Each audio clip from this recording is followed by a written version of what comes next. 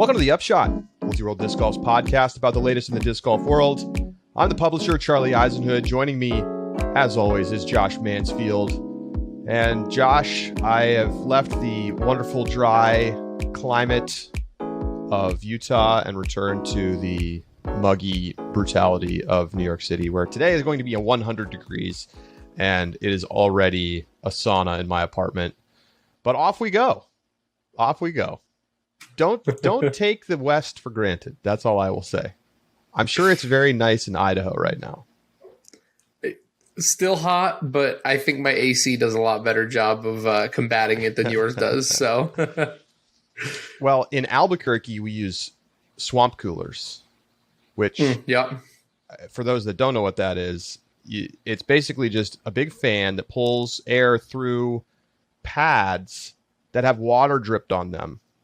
And it's so dry that when the air gets pulled through the wet pads, the air gets immediately cooled, and then that does the air conditioning for your home. It's an incredibly efficient way to cool your home. Mm-hmm. Now, if you tried to do that in New York City, you would just blow hot, humid air into your house. So you just have a mist of water spraying all over you. That's right. All right. Well, we are on to part 2 of our Worlds recap deep dive. I'm super excited to continue our discussion.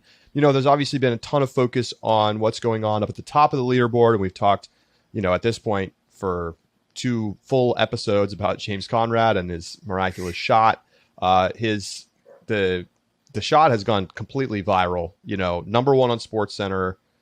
It was talked about on Part of My Take, which is the number 1 sports podcast in America.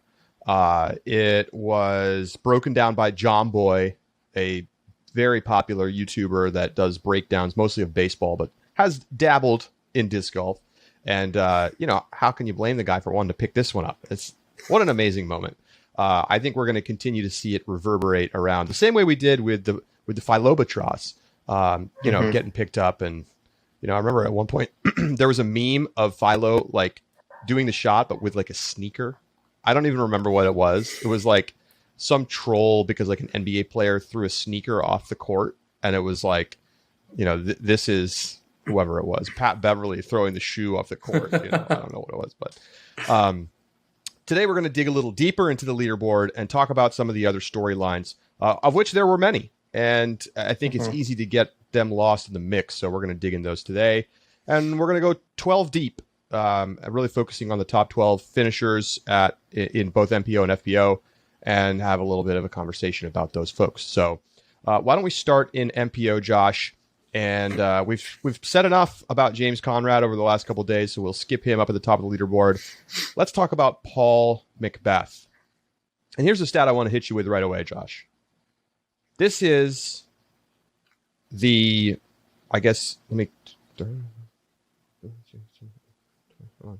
10th straight year that Paul McBeth has finished in second place or better at Worlds. Okay, so think about that. That is incredible. And as we've discussed, he loses here basically on a miracle shot, right? He had won the tournament. He'd done what he needed to do. And 99 times out of 100, if not more than that, he is going to pitch up and tap in and 6X. And so, you can hardly blame the guy for losing.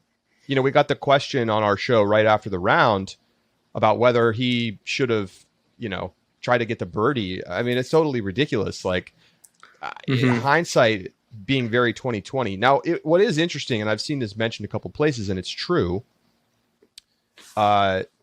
If Conrad outdrove McBeth, or even was just in position to get a traditional birdie, let's say, yes, McBeth was in great spot to go for birdie and had done so earlier in the tournament, and probably would have thrown to the green. Now, obviously, it's a high pressure shot. You can't guarantee that it would have been in bounds, but he would have thrown to the green. And the way that he'd been playing in the round, I would put a lot of money on him making it safe, making the birdie, and winning the tournament. But just the way that it played out with Conrad shorting it, and then McBeth being in a position where it made the most sense, obviously, to lay up and not risk it at all, ended up yielding his loss, which That's got to be brutal for the guy. I mean, I'm gonna be honest, like that's a tough way to lose, but what an incredible, I mean, this is still the Macbeth era, folks. And I think we saw again why this weekend. Absolutely. And I mean, his final round, 8 under par with 1 bogey, and he was playing so well. And every time the pressure came on, hole 17, hit the huge putt, a circle 2 putt, to keep James from tying it up. I mean, there's a lot of ways that this scenario changes if Paul Macbeth is just not quite as dialed in and James doesn't need the miracle shot, and then Paul changes his game plan. But I think the fact that Paul just was playing so clean, like the only thing that can beat Paul is the holy shot. And I think that may be a trend that we continue to see for a while. And it's just, great performance. I mean, I'm sure there's some holes he'll want back, the bogey, but like even when he got into trouble, which basically everybody did and does at the Fort, he scrambled extremely effectively. I mean, Josh, you and I were watching him on one of those early holes, one of the long par 4s in the woods, and he hit an early tree left and was like short of the Mando. And then just that's hole 9. Was it hole 9? So he ended up taking a bogey there. I'm thinking of an earlier hole, I'm pretty sure, but he pitched out perfectly and then hit an incredible third shot to get up to the green and then make the par putt. I'm sorry, I can't remember which one it was, but it was like 4 or 5, I think. He gets the scramble check mark on hole 5, so I'm pretty sure that's what it was. Because then he threw it in from 60 feet to save the par. He was just doing that kind of stuff all around, hitting huge putts, as we've talked about. Look, Paul Macbeth, in a lot of ways, he didn't win, but he did just about everything to win that you could possibly do. And he just lost to once in a lifetime kind of moment. And sometimes that happens in sports. How about third place? Take us through it, Josh. Nate Sexton finishing in third. It was impressive because Nate Sexton kind of fell off the pace is kind of what it felt like. And it felt like Nate was going to be behind for a while. I mean, we really, up in the stretch of till hole 8 or 9, I would say, we were watching a charge from Chris Dickerson. Kevin Jones was closer to the lead, so his round that was pretty similar to Nate Sexton's was treating him a little bit better. Calvin Heimberg hadn't quite started to fall apart yet, though his round was not a great one to begin with. But Nate Sexton just, I think, was very steady in the way that he played these courses.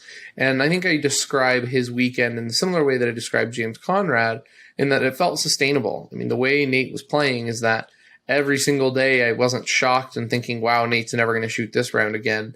Because the way he was playing, it just felt so clean. It felt like he was just making clean decisions. And it's noteworthy that Nate Sexton now has his highest world's finish of his career. So, and one stat that maybe we'll come back to on FPO a little bit, but for the top 3 MPO, all 3 of these gentlemen are over the age of 30.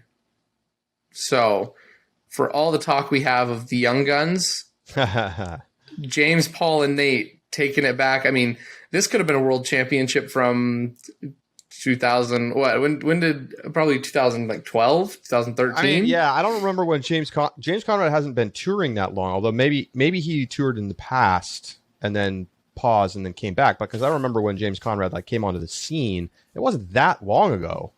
I think he'd been playing regionally, and then he started to go on more national tour in 2016, 2017, somewhere in there. But I get your point. Yes. Yeah. This is not, we're not seeing Calvin, Eagle, and Kevin Jones winning, the top 3 spots at this tournament. We're still in the era of greatness of the people who have been winning over the last 10 years. And I think that's likely to continue a little bit. Not that we're not seeing a lot of pressure from those younger players, but it's still, if you want to beat Paul Macbeth at Worlds, you're going to have to play incredibly consistently. And look what happened to Calvin. We'll get to him. But shout out to Nate Sexton. All right. Yes. I think that's the big thing. Shout out to Nate Sexton for, a third place finish. I'm sure he of course would want to win, and that would be the only thing that would be truly satisfying to him. But I think that he silenced a lot of doubts about where his game is. He was away for a while because, he's with his family, and then there was COVID-19, wasn't comfortable traveling. Wife works in healthcare. They have a little child, and so then he comes back and, he was doing okay, but it's not like he was like a world beater out there or anything when he came back to tour. I don't think a lot of people had him pegged to have a big weekend. And, he was, outside of the two just really tremendous performances from Conrad and Macbeth, he was the best player left. So that's awesome, and deserves the credit for that. Now, here's a question. I saw this in an email to the Upshot inbox. If you look at the players at the top of the leaderboard, James Conrad, Paul Macbeth, Nate Sexton, Chris Dickerson, what do they have in common, Josh?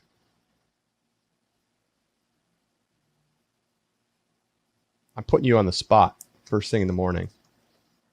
That's not fair. It's 8 o'clock your time, and I was up at 5:30. You can do it. What do they have in common?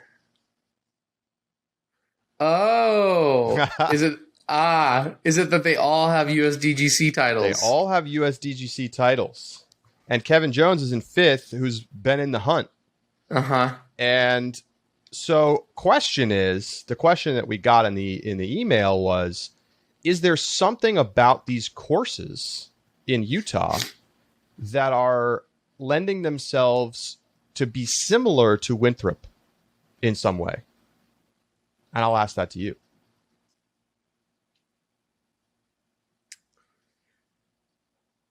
I don't think it's obvious that they, and even in interviews, when we talk to Kevin, when we talk to Nate about, how were they feeling going into the fort, they said long putts and forehand shots, just long, straight forehands, and that is something that plays to their strengths. Winthrop is difficult in a different way. The greens, the lines, they're difficult because there's out of bounds. There's created out of bounds that the course has developed over time to develop the kind of pressure on those shots to ensure that it kind of delivers on, one, the style of game, but two, also kind of the drama that USDGC kind of presents with hole 17 and hole 18 to finish the course. I think that the fort especially was able to do that, but using natural OB, and using, except for hole 18, obviously, that I think borrowed kind of a lot from, I think of the two as very similar holes. Very much a USDGC type hole. In fact, yes, would fit in perfectly, and in many ways, I think is superior to many of the USDGC holes. But yes. Yeah, so I buy that. I think it's a fair comparison. Here's the thing I think that maybe has some similarity, because when you look at the courses, you don't think, oh, this is like USDGC. No. Honestly, there's not a ton of OB like fairways at Mulligan's. All the OB danger is like right around the green. So the difference, I think, and both Mulligan's and Fort have much trickier putting situations as a general rule compared to USDGC, where there's a lot of wide open greens without much danger. Tell that to Calvin. I think the thing that maybe gives some similarity between the two is that placement is extremely important, because at the Fort, and really at Mulligan's too, a lot of your tee shots on par threes, you have to place your disc in the right location, otherwise you're going to take a stroke. Yes. On the par fours, the first shot might be pretty much just throw it as far as you can, but then that second shot is going to ask you to place the disc. At the Fort, almost every shot requires placement style throws. And there's definitely some holes where there's like narrow tunnel and you have to really hit the right line, which you don't have to do a ton of that kind of super precise line hitting at USDGC. But again, at the Fort on a par four, if you don't land your disc in the right spot, you're not going to make birdie. If you're too short, you don't have a chance. You're pinched off by the Mando corner. If you're too long, Yep. you're in the woods and you're pitching out. Now that's obviously different than USDGC, where if you're too short, maybe you're not in position to throw far enough. And if you're too long, you're probably out of bounds. But I just think that maybe there's some similarity there. I think the other argument, of course, is that these guys play great at majors and they're tremendous players. So we shouldn't be surprised to see them at the top of any major championship leaderboard. But it is notable, right? Like those are the players that have won USDGC over what? The past like 6. Who's the last winner that wasn't one of these guys? We had Dickerson in 20. We had Conrad in 19. We had Macbeth in 18. We had Sexton in 17. Coling. That's right. It was Coling in the hurricane shortened year that people put an asterisk on, fairly or not. So it's just very interesting. I thought that was an interesting note. Okay, onwards. Chris Dickerson. Well, I got some notes for you on Chris Dickerson. First of all, let's just not forget, just because Chris Dickerson isn't out on tour doesn't mean that he's not still one of the best players on the planet. He was first in strokes gained from tee to green this weekend. I keep saying weekend. Really, it's week. I know. It's weird. And what's funny is that the thing that what left him, a few strokes back of the leaders, ended up finishing 6 strokes behind Conrad and Macbeth. His Circle 2 putting wasn't very good. He only hit 11%. And, I don't really want to speculate as to why. I asked in the press conference, are you worried about rust from having not played on tour? And he laughed and said no, which is fair. I mean, I think you could read it both ways. You could be like, look, he led in strokes gained from tee to green. He's fine. But on the other side, you could say, well, maybe the putting reps haven't been there.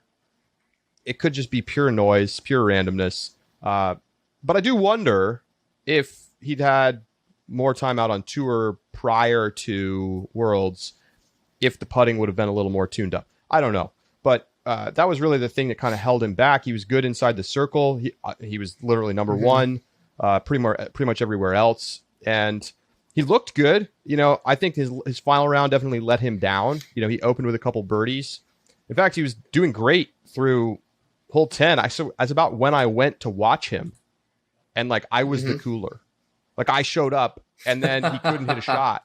He got a bad stroke of luck on, I think, hole 12. He went in the water on his approach shot after clipping a tiny little tree and it bounced him left. And then he never birdied after hole 10. So kind of just threw his round off. And he was really in a position to do some damage had he been able to continue to put the pressure on with birdies. I mean, he was right up there at the top of the leaderboard and really just had that bad stretch of 9 holes. But I think, you add up that kind of slow final 9 holes, which is not the time to get cold, and just sort of not up to his standard at all in terms of Circle 2 putting. I mean, you normally expect him to be hitting around 30%, and he was only at 11%. That's what held him back this weekend. But, once again, Chris Dickerson, get ready. He should be in your top 5 at USDGC, I think. Yeah, completely agree. Next on our list, Kevin Jones. So heartbreaking. It's tough, man. Because I think here's the deal. When you look at the scoreboard right now, the way it finished, and especially with the way that it played out, it's super easy to just kind of forget about Kevin Jones. If my memory serves me right, though, I think Kevin was only 2 strokes back from Macbeth going into hole 16. Well, yeah, I mean, we could do the math. I think that's right. He was definitely in the mix. And Macbeth went birdie, so he was 2 under there, and Kevin Jones went 2 over in the same stretch. So if you give him back 4 strokes, yeah, he would have been 2 strokes back. That's right. Two strokes back. 2 strokes back from Macbeth, which puts him 1 stroke back of Conrad. I can't say how much a third place challenger changes the dynamic, but going into hole 17, if Kevin throws a perfect shot, then that puts additional pressure. I mean, it's not just a question of, because in the end, and honestly, that may have been to the detriment of Paul McBeth. Because if Kevin Jones is keeping the pressure up, let's imagine Kevin Jones, birdie 16 with James and Paul, then he's still 2 strokes back. But if he then plays 17 well, Paul just can't play match play with James. He has to think about, well, if I go OB, I let Kevin back in if Kevin plays well. And Kevin plays hole 18 incredible. He birdied it. I mean, he's got that flip up D2 forehand shot that he had completely dialed. And so Paul, but my point is that Paul doesn't get to play match play with James if Kevin is still in the mix. Does Paul McBeth win if Kevin doesn't triple bogey on 16? He very well might, because I don't know if Paul lays up if he knows Kevin is sitting in the back, but it's a different scenario for certain, because then the risk reward of, because with Paul's shot, I mean, there's the talk of, well, James is in position to get a birdie. Maybe Paul pushes for the birdie as well. In Paul's mind, if he goes OB, that means that he still has the stroke comfort though with James. And so it may tie up, but I mean, if then you have to take into factor Kevin might be able to also push for birdie, then does James lay out? I mean, it becomes really interesting when you have 3 guys all at the top and the scenarios that could have played out. But, and I don't even know if we could even say Kevin's par on 17 was a guarantee. Everything's different. It's really difficult to come back. Yeah, if he birdies, the way he plays 17, the attitude, the momentum. After 16. Oh. For those who haven't seen it, he throws his drive, misses the island, goes to the drop zone, putts, hits the cage, and it rolls OB. Putt. Just misses low. Yes. And gets one of the worst OB rolls you'll ever see. I mean, it was gross. It was really gross. It was so gross. And then he stands up and goes and putts center of chains, and it spits right back out at him and drops on the ground, and he has to tap out. If you're Kevin Jones, I feel like you got to be like, they don't want me to win. They don't want me to win. DJ Khaled is like screaming in his ears. I mean, it was just unlike Portland Open, where I think you can say he kind of. There's a lot of ways it could have gone perfectly right and he could have won that tournament, but he made mistakes. He threw a missed putt on an elevated basket with a hill behind it with OB down at the bottom of the hill. You're obviously going to risk giving up extra strokes if you run it there and you miss, which he did. Mm-hmm. This, though, I mean, yes, going in the water off the tee shot is a mistake. But then everything else that happened on that hole was just some sort of weird, fluky, just gross luck. I mean, he's got to feel a little bit snake bit, honestly. And his time will come. Yeah. His time will come. He was really impressive this week. And, I mean, the spit out, man. Oh. You know what it is?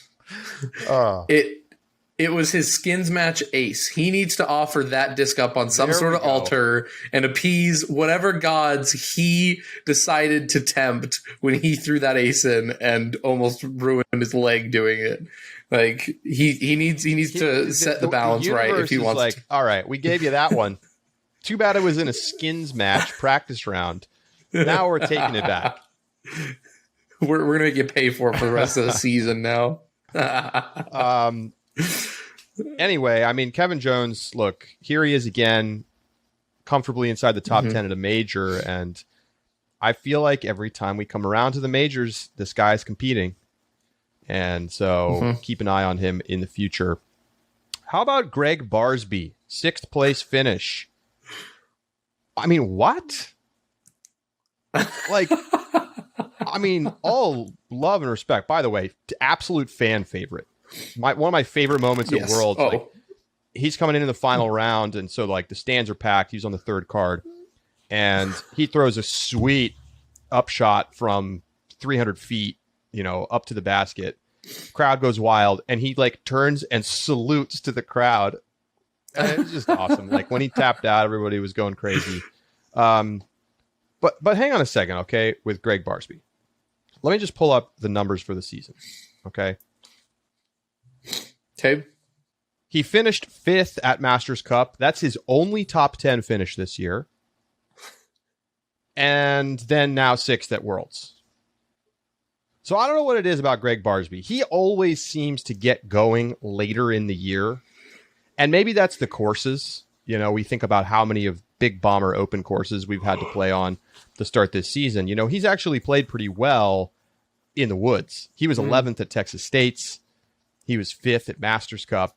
And now he's 6th at Worlds. Whereas, you know, Portland Open 57th, OTB 26th. Sure. Vegas 64th. But I'm still impressed. Even though I know Greg's a great woods player and he's a gamer and he shows up for the big tournaments, I'm still impressed by a 6th place finish. Absolutely. And, you know, I know that we talk about Emerson Keith and his world championships, which noteworthy. I think I'm fine talking about him here because he's not even in our top 12, Charlie. Yeah. Rough finish for the guy. But you know, Greg Barsby, and I wonder to what extent as well that you're right. I think it's also partially the woods. I wonder how much Greg just feeds off of the crowd though, and feeds off of spectators. That you know, if that is something that I think that is a legitimate factor in Greg Barsby, that when he has fans cheering for him, which anytime there are fans, they will. Like, I think that might be something that he feeds on. And so that's why when he comes to Worlds, when he gets, you know, under the big lights, he does play pretty well. So this is just throwing me back to something. James Conrad, when he was on the show over the winter, said, you know, that he feels like without spectators out there, that he's not the same player, that like he's a little... it's harder for him to, you know, hit the shots and stuff. Think about like what a prophecy that was, you know, and then in the moment where we had the most spectators, the whole season packed into one place, there was some kind of electricity and it just funneled his shot into the basket on 18.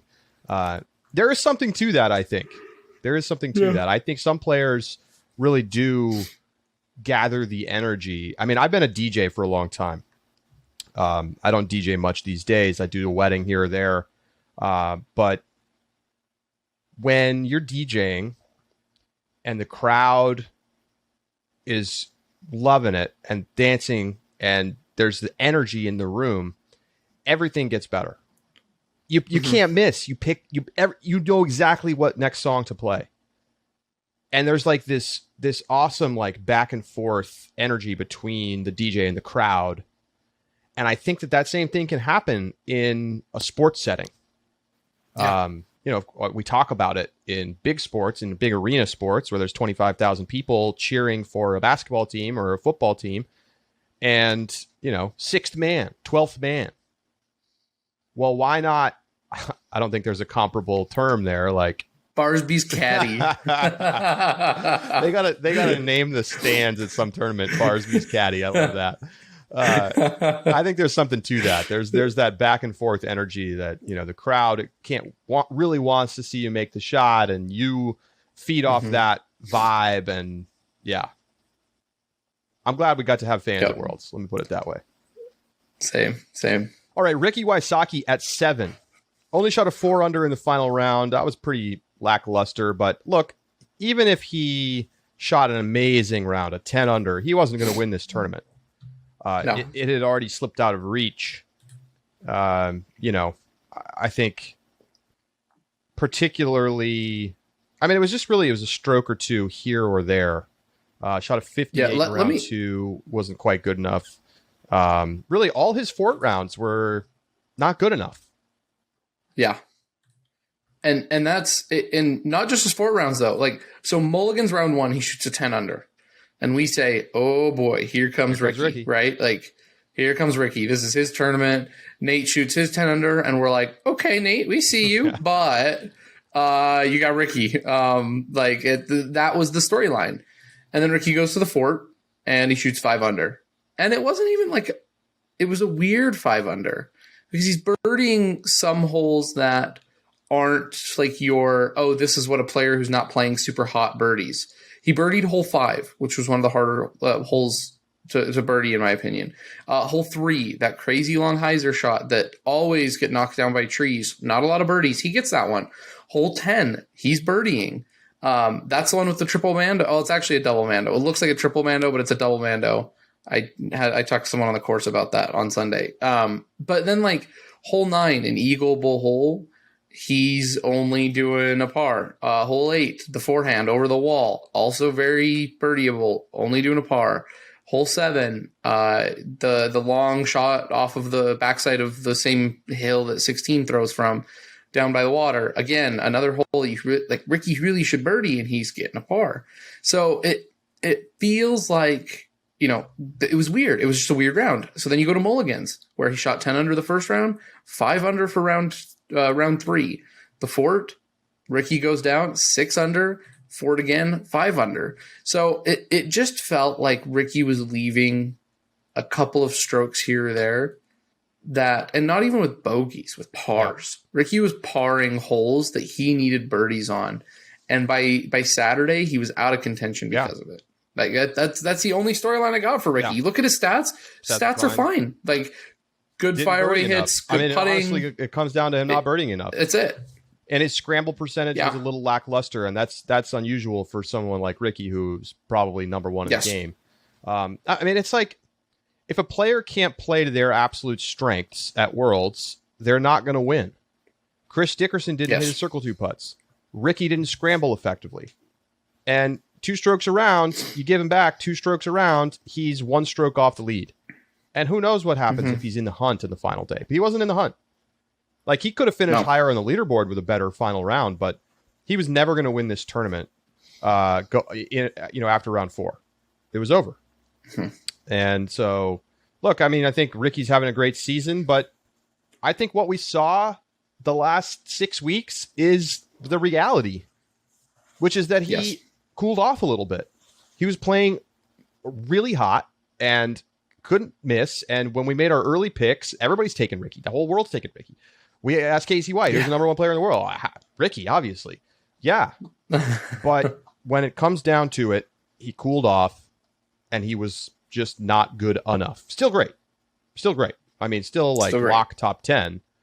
But, you know, I imagine he's like, damn, I wish we could have played Worlds in May. April. Yeah. April. Okay, how about Eagle McMahon? Different kind of story for Eagle McMahon. Really, really disappointing first couple of rounds.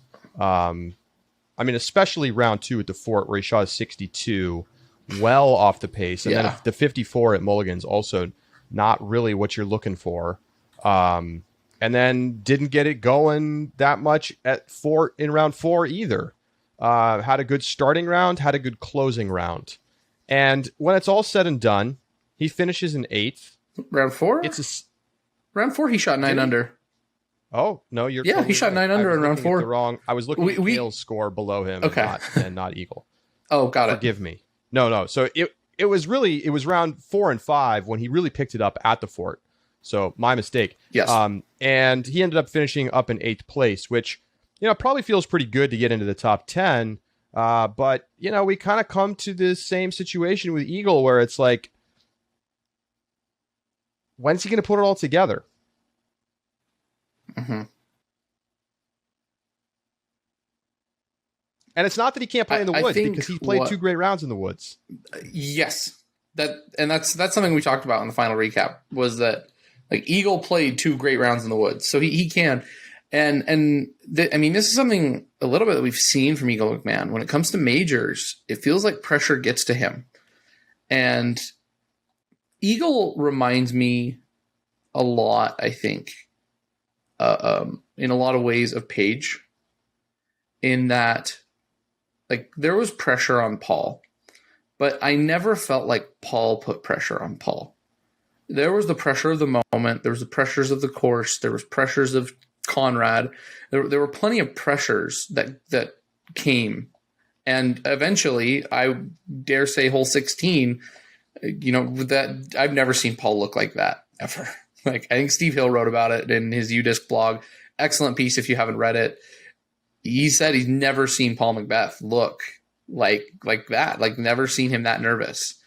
And so that's not to say that, Paul doesn't feel pressure, but Paige felt, even when she was standing there about to make her upshot and then trying to putt late afterwards, it felt still like the pressure, at least to me, was all internal. Like, you could see the internal battle with herself trying to make that shot.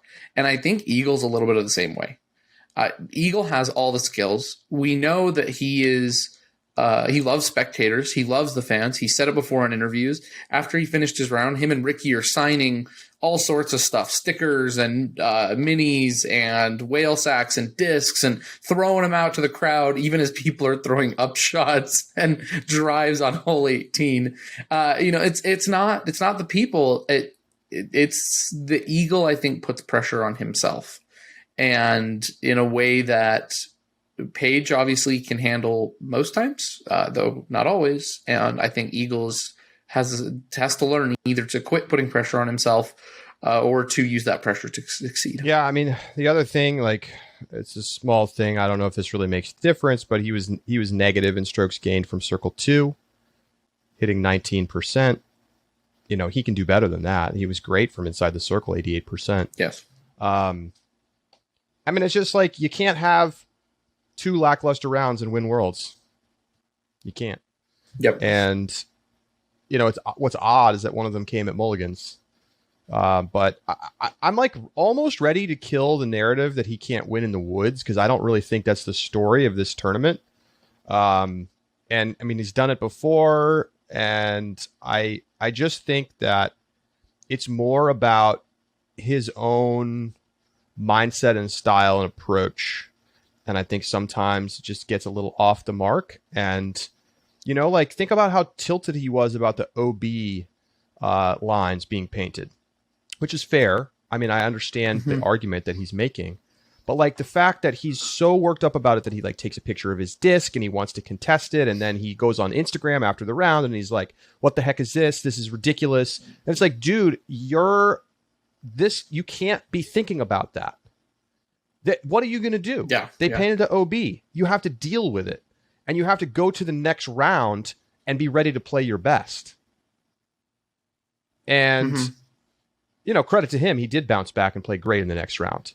So maybe I'm over reading into it. But to me, it's like, you have to be able to roll with the punches. I think that what we see with the players who are able to really get to the top and win is that they take those moments in stride. They don't get rattled.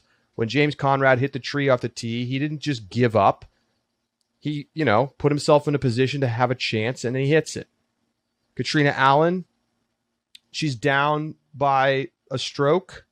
She's down by 2 strokes going into 17. She stays poised. She stays calm. She continues to commit to trying to be there on 18, and she did it. And I think that's, this is maybe a lesson that can be taken from this week. It's like, you can't let things get you on tilt. When you play poker, if you go on tilt, you get super frustrated because someone hits some lucky nonsense and beats you in a big pot. And if you then continue to let that compound and cause mistakes for the rest of the time you're playing, you're going to walk away with empty pockets. Let's move on. Yes. Kale LaVisca, Kyle Klein also tied with Eagle at that 29 under 8th place mark. 2 different players, huh? Kyle Klein, new face, coming up. Kale LaVisca, he was hanging in there. I think a little bit of a better 4th round, and he might have been in the hunt. And look, I think it's just awesome to see Kale when he shows up and plays at a tournament, continuing to be one of the best. Such a likable guy. And Kyle Klein, wow, he's such an exciting young player. I think he would want to get that first round at the Fort back. He shot a 62, same as Eagle, kind of put them out of the hunt, so to speak. And look, I mean, I still think Kyle Klein is a player we're going to see continue to rise up the ranks. Absolutely. I completely agree. And Kale's played well at a couple tournaments this year. Waco, he was the one that Nico had to beat for the win. Kale is not going anywhere, and it's fun to watch some of these. I don't want to say older players, but yeah, I mean, some of those players that, I mean, they've been around. Tour legend. He is. And it's, when Kale designed the preserve, and it kind of felt for a moment last season, like, oh, so like Kale, like Nate, they're moving on to the other areas of disc golf where they're going to be very impactful to the sport, right? Nate's commentating that he did both at, across, he didn't really for Jomez, but for USDGC, for example. And then Kale with course design. And it just felt like we were going to feel a transition to the young players headed up, of course, by Paul Macbeth still.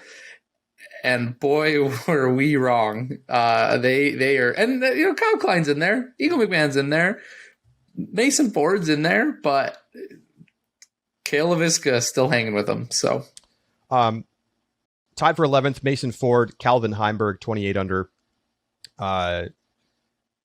Two different final rounds, two different stories. Mason Ford, I think, would love to have finished in the top 10. He played well enough most of the week to do that. Just had some kind of a rough stretch in the middle of his final rounds. Bogey, double bogey, birdie, bogey, par, bogey, par. And, you can't have a stretch like that and expect to stay up in the top 10. But awesome story. And here's a question we got from on Twitter. Bigger story, bigger breakout player, Mason Ford or over in FPO, Sai Ananda, who ended up finishing in 8th place? What do you think, Josh? In terms of the story, I'd probably say Sai Ananda. But that being said, we have talked about Mason Ford before on the show. He's played well this year. And so I think Mason Ford kind of solidifies something that we already believed, and I think a lot of other players, including himself, believed about himself. And I don't think we'll see Mason Ford go anywhere. I don't know what Sai Ananda's tour schedule looks like. I don't know how much he's going to be around, and I know we'll look at that a little bit more when we get over to FPO. But I just don't know enough about Sai Ananda, being completely honest, to tell you whether or not, and I know she won, was it AM Worlds? Yeah, she's won both AM and Junior Worlds, in fact.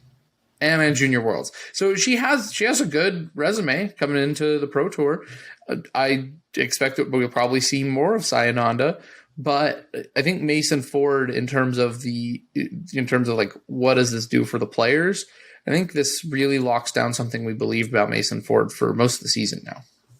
Sai Ananda finished 9th at Women's Disc Golf Championships and 9th at Portland Open before finishing 8th at the World Championships. Not currently signed up for anything else, I don't think. And look, I agree. I mean, Sai Ananda got a lot of face time on the broadcast. And like, even though she finished in a similar position at some of the other tournaments, the fact that she was up near the top of the leaderboard and really competing out there, particularly in Mulligans, was great to see. We'll talk about it a little bit more when we get to FPO in a moment. Mason Ford, on the other hand, I think an interesting young player. It feels about right for him to have finished in 11th place. I think that this is not somebody that I expect to see winning major championships in the near future, but I think we saw a lot of promise.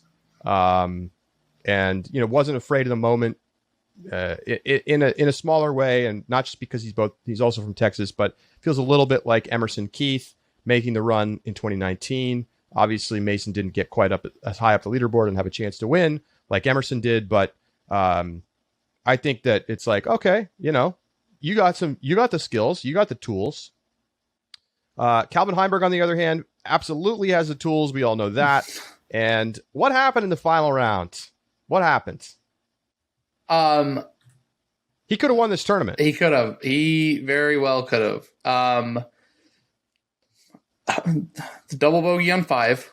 Like and the thing about the double bogey, he had a bad kick off his first shot, left him really pinched, and then just trying to beat the Mando. I mean, he hit every tree, including ones that I don't even think you could see on the fairway. Like, just brutal. Goes cold, gets a couple pars, birdies 9, which, it's great birdie, kind of stays a little cold. And then on hole 12, I was standing right behind Calvin. He throws his drive, terrible drive. He made it 30 feet off the tee pad, maybe. So he's looking, and I'm standing like right behind him, and he's looking up, looking for this huge Annie flex with his Draco, which already, if you're in the woods throwing an Annie Draco, like, you know something's not going well for you. So he's up there, he's looking for this line, and he's lining it up, and he's like switching between like 3 discs, and you can just tell, like, this just, you can feel the pressure of this moment. And he lines this up, and he lets this Annie flex rip, and it catches a tree just square and drops straight down. And Calvin says, and I quote, "Oh my gosh, I'm dead. And man, double bogeys. And from there, it just felt like his tournament was over. Like, that shot felt like the moment that Calvin just like, I'm going to climb in my coffin now. Please just put the nail in. This is over. Like, you feel it. It was over. It was done. And Calvin was out. Man. Kevin had a bad hole that ruined his tournament. Calvin had a bad round that ruined his tournament. And it's like he said, I think it's the woods. I don't think it's a knock on Calvin. I think you get rounds in the woods that just eat you alive, and he got taken apart, and it happens. What could have been? He shot a 54 at the Fort in the second round, the first round out there at the Fort. Then he shot 59 in round 4, and then 65 in round 5. So, you imagine if you say, okay, he's capable of shooting a 54, let's just say he shoots 55 the next 2 rounds. Well, that's 14 strokes. He would have been at 42 under. Now, the pressure's different in round 4, and then especially in round 5. So it's kind of a ridiculous hypothetical, but you get the point. It's like he's capable of playing that course incredibly well. And it's just when the pressure is just ratcheting up. And, he was there. He was right there at the beginning of the round. Right there. He was.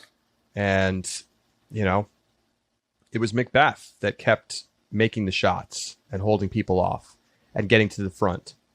And then, James Conrad. All right. We're going to take a quick break. When we come back, we're talking FPO, top 12, breaking it all down. Lots of good players up in the top 12, by the way. That's kind of a who's who of great disc golfers. Some disappointments, I think, a little further down. Adam Hammes didn't end up having a super great tournament. Still well inside the top 20. And you go a little further down. I think Anthony Barella, just wanted to note, as an interesting stat, he had the highest rated round of the tournament, 1094 rated. He also had 21 OB strokes. Whoa. If he was around the kind of what I would call the average of top players, which is 8 or 9, that's a lot of strokes to get back. So other players, Paul Ulibarri, 28th, Austin Hannum, 28th, Jeremy Colling, 33rd. Brody Smith made it into the top 40. So, that's pretty impressive. Yeah. No one was thinking he was going to be top 50 guy at Worlds, when he started playing a year and a half ago. That is true. Nico Locastro, 56th. The bottom finishing player rated 1030 or better was Nico, future world champion Locastro. Future world champion must have meant next year. Maybe he knows where the bid is. Emporia. He's got an inside scoop. Maybe. Oh yeah, it's Emporia. Yeah. Maybe. I hope. Okay. Yeah. Anyway, we're gonna take a break. When we come back, FPO coming your way.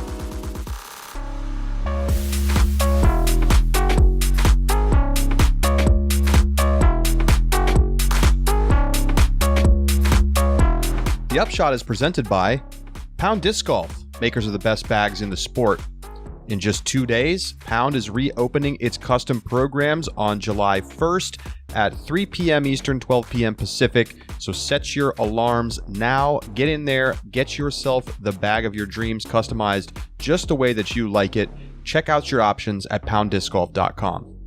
And by Skybreed Discs, a modern online retailer that's got all of the amenities that you're looking for when you're buying discs online. Box shipping, free shipping on orders over $49, very cheap flat rate shipping otherwise, a wide variety of discs available, and they're a preferred partner of Ledgestone and the Great Lakes Open, so they've got a ton of awesome plastic. Check out all the options and save 10% with code WORLDS21, and what a Worlds it was. Go to skybreeddiscs.com to find out more.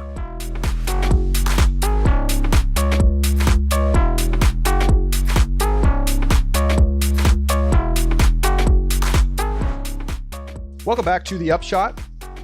We're going to talk about the top 12 in the FPO and take a look at the leaderboard. Of course, Katrina Allen getting the win. We've talked a lot about Katrina and what this means for her. She said on a radio show in Minneapolis, she went on the air on Sports Talk Radio in her home city, and she said that she felt that this was the biggest win of her career.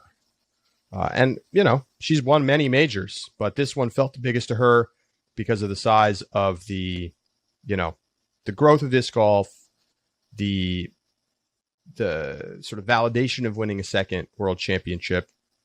And I think I have to agree. I think, you know, a lot of people had kind of counted Katrina out of the chance to win. It was just like, this is Paige's to, you know, just waltz in, documentary crew in tow, and get the dub. And Katrina Allen spoiling the narrative. So let's move on to Paige Pierce at number 2. Obviously, Paige Pierce, the best player probably ever in FPO. I shouldn't even say probably. She definitely is the greatest player of all time. And, you know, we said it earlier this week, or maybe last week, that Paige is going to win another one. It's just a matter of when. But it's not this year. So why? Why did Paige Pierce lose besides taking 8 strokes over par on hole 18 through 5 rounds? We talked a little bit about this.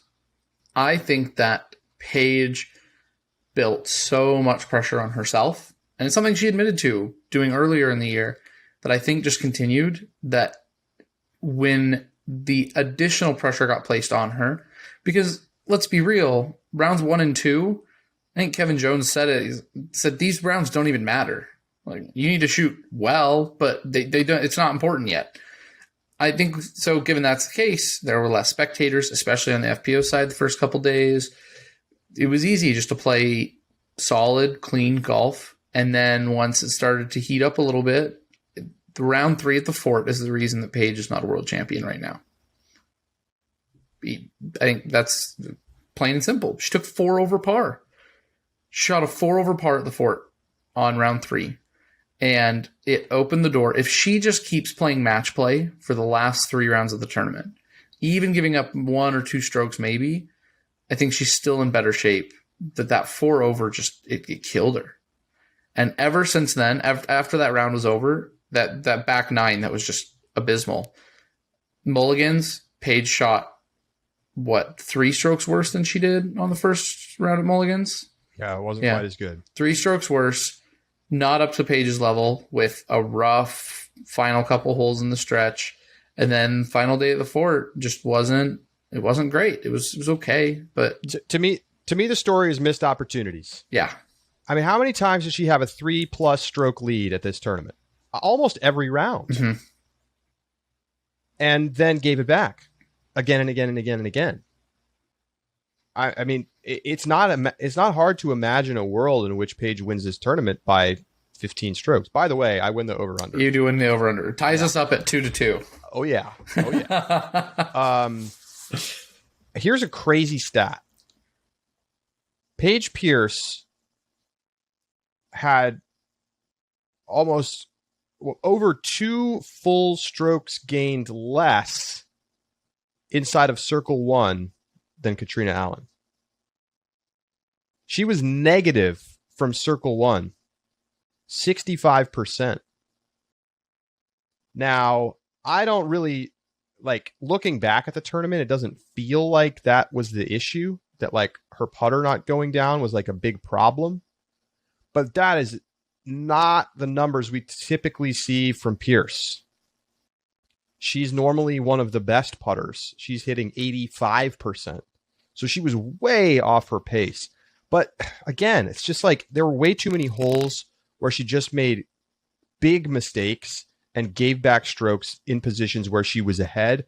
And if she just closed out, I mean, literally, if she had just closed out rounds at all, at any point, she would have won. She just never could close on 18. Took over par strokes every time. And that hurts. That really hurts. I mean, you know, being 6 over on 18 with 3 double bogeys at the fort, you know, that's when the difference is 1 stroke at the end of the day. I mean, you're going to go back and think about those shots over and over again. And I'm not even just talking about the final one that you know, she shorted and, you know, and early released on 18 in the final round. I'm talking about when she laid up in the first time they played the fort and then went out of bounds after the layup. You know, it's the same story. I mean, it was a different shot, but it was a similar story in terms of just not being able to execute those shots. And I don't know what's going on there. Like, if she's not super comfortable with that turnover shot. But yeah, I mean, I think most of the time she was the best player. She easily had the highest birdie percentage. It wasn't even close. She had 38% birdies to Katrina's 30%. But I mean, that goes to show you she built a lead with the birdies and then she gave them back with the big numbers over and over again throughout the tournament. And, you know, this doesn't change anything about her career or anything like that. I mean, I think as we talked about, it's probably going to make her documentary more interesting. Yes. I think they finished the shoot, by the way. I think I saw that on Instagram that she mentioned that they did their final interview. So I'm excited to see how that all turns out and what that looks like, because it's certainly going to have a little bit of more of a, you know, it's not the pure sports ending that you expect to see, like Remember the Titans style. But yeah, it's got to make her think about potentially preparing differently in the future for Worlds, because I just think she amped the pressure up on herself to a level that was just almost unsustainable. And that's why those big numbers came. Well, and part of those big numbers, Katrina Allen, 8 OB strokes, Paige Pierce, 13. And when you look, I mean, Haley King had 16, but after that, Ella Hansen had 17. And then I have to go down to 19th at Deanne Carey to find someone who had more OB strokes than Paige Pierce. So, and granted, of those 13, I think, probably 6, 7 of them were on hole 18s. So you clean up hole 18 and you're in a lot better shape, but the OB strokes were part of what killed her. So let's move on. Lisa Fakis, 3rd place finish. Awesome performance from her this week. And man, I mean, you talk about heartbreak on hole 16. We said it with Kevin Jones. I mean, it was even probably worse and more just hard to watch from Lisa Fakis, who didn't even seem like she was lacking any kind of confidence or feeling nervous. She seemed incredibly excited. She's walking down the fairway. Everybody's cheering because she just made the island. And she's like, back in the mix, baby. She's only want to make the island. Baby. She's going to go into 17 with a chance to win this tournament. And 4 putts. It was horrible, man. It was horrible. Like on the broadcast, I was like, oh, Lisa Fakis looking at a 3-putt. And then she missed again and from like 15 feet. I don't even know. It was like, and Lisa Fakis like missed nothing. I mean, let's look at the stats. I want to see the stats. She was 79% from C1X. Which, you know, how many percentage points did she lose on that hole? She was 100% in the final round until that point. I mean, we're talking about one of the most locked in, no doubt about it, great putters on tour, and just hit the hiccup at the worst possible moment. And like, there was an interview with her on Innova's social media channels after the tournament, and she almost seemed like she was in disbelief. And there were shots of her during the live broadcast just being like, what just happened to me? Because like she had a crowd was cheering. She was smiling. She was super pumped up. She stepped up. She putts fast. She always putts fast. She steps up, whiff, finally puts it into the chains. It was brutal to watch, but what are you going to do? Like, to be honest, even if she makes it, she probably still finishes in third. Probably. You never know, but because she would have picked up a stroke there had she made the birdie putt. But I don't really think this necessarily like means anything huge about Lisa Fakis. I just think that, it was like the moment was a little too big, a little too bright, a little too much emotion in that moment, and you can understand it. And it led to, a catastrophic experience on the green. I mean, her and Katrina Allen are tied at 10 under if she makes that putt. And at that point, I mean, Lisa's birdied hole 17 at the Fort and parred it. So in the previous rounds, and she's gotten pars on hole 18. Lisa, it could have, I mean, same thing with the Kevin Jones, Paul Macbeth question. How does that change the round? Is it counterfactual? We'll never know. I really wish we'd gotten to see it, though. She would have been 2 strokes back of Paige, tied with Katrina, heading into 17. And we know Paige, clipped a tree on her upshot, took a bogey there. Who knows? Who knows?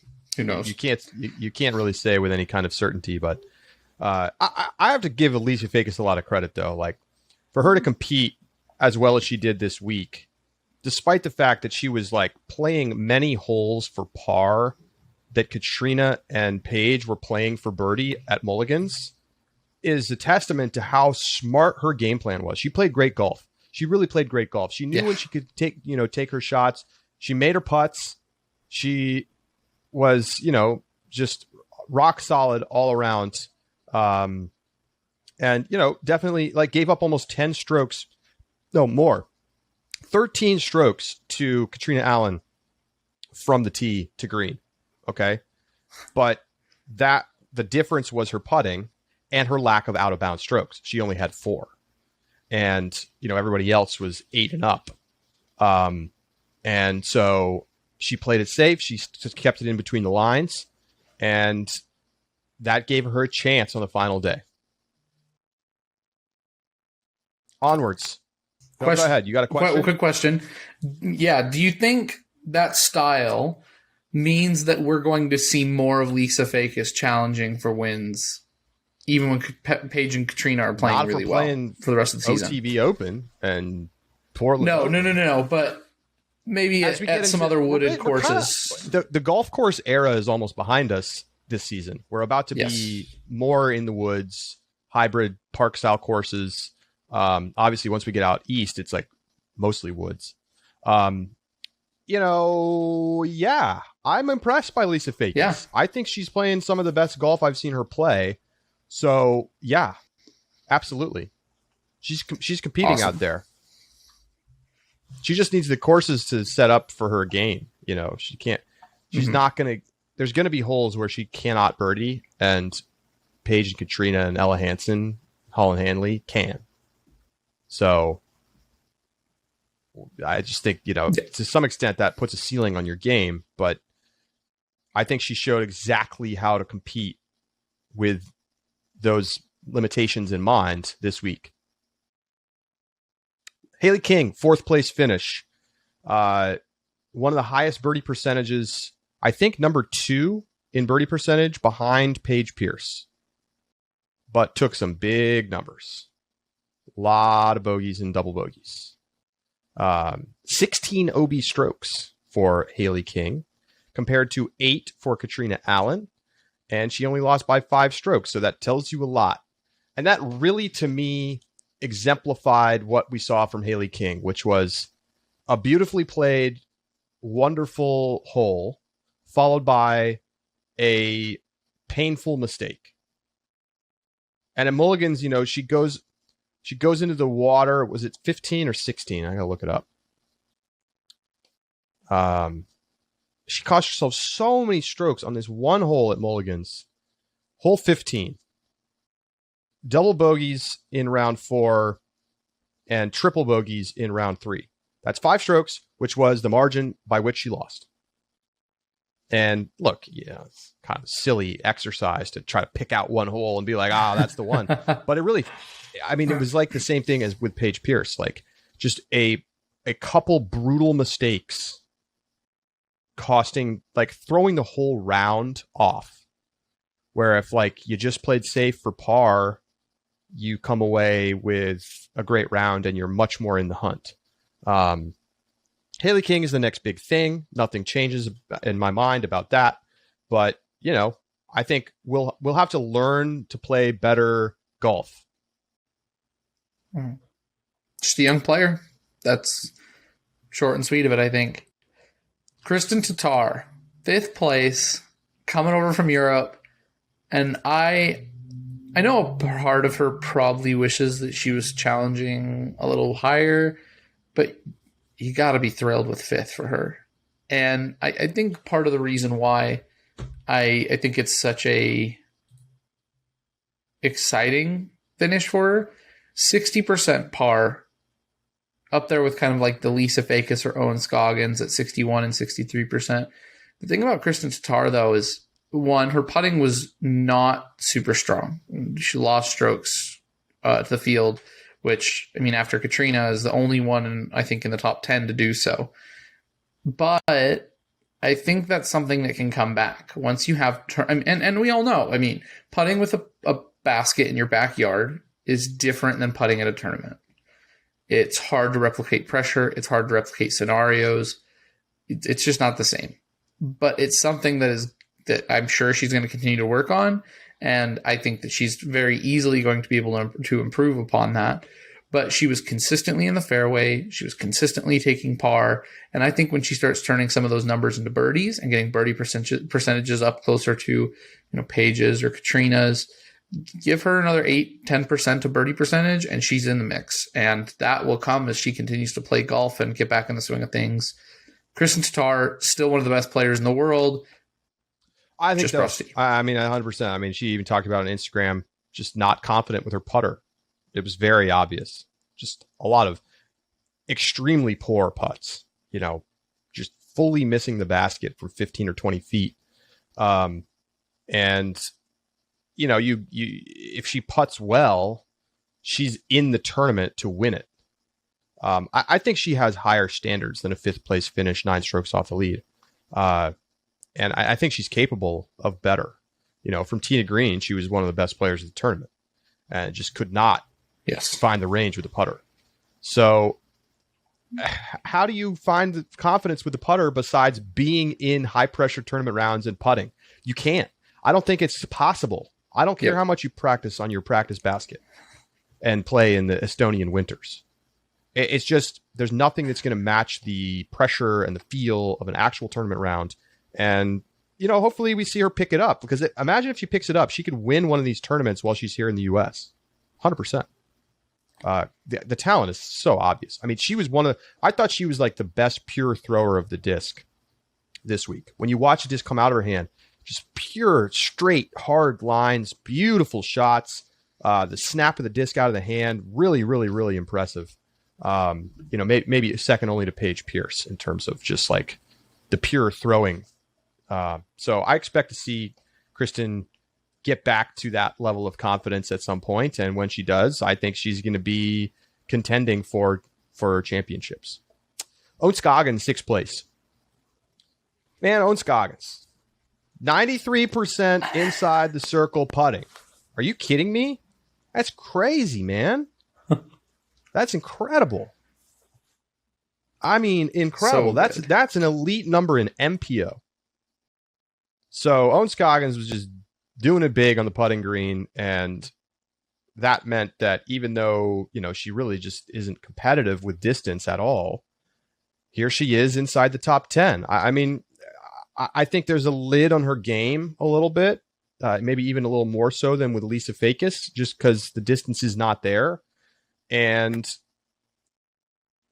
she's not the most pure thrower in the woods.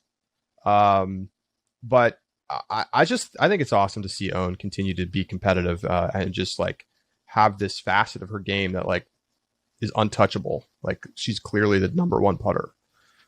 So that's awesome to see. I want to do a quick compare and contrast that'll knock out also our comparison with number 12, Heather Young, because Owen Scoggins and Heather Young, we talk about in the same vein.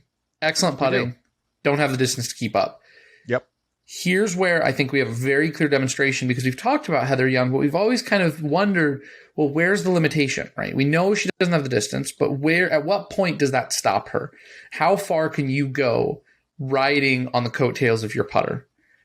And I think that Owen Scoggins kind of answers that question for us a little bit, because 6 strokes gained tee to green, not great, not bad. She's not losing them, but not terribly ideal. I mean, relative to the actual top competitive players in the top 10, she definitely is losing them. Yes, absolutely.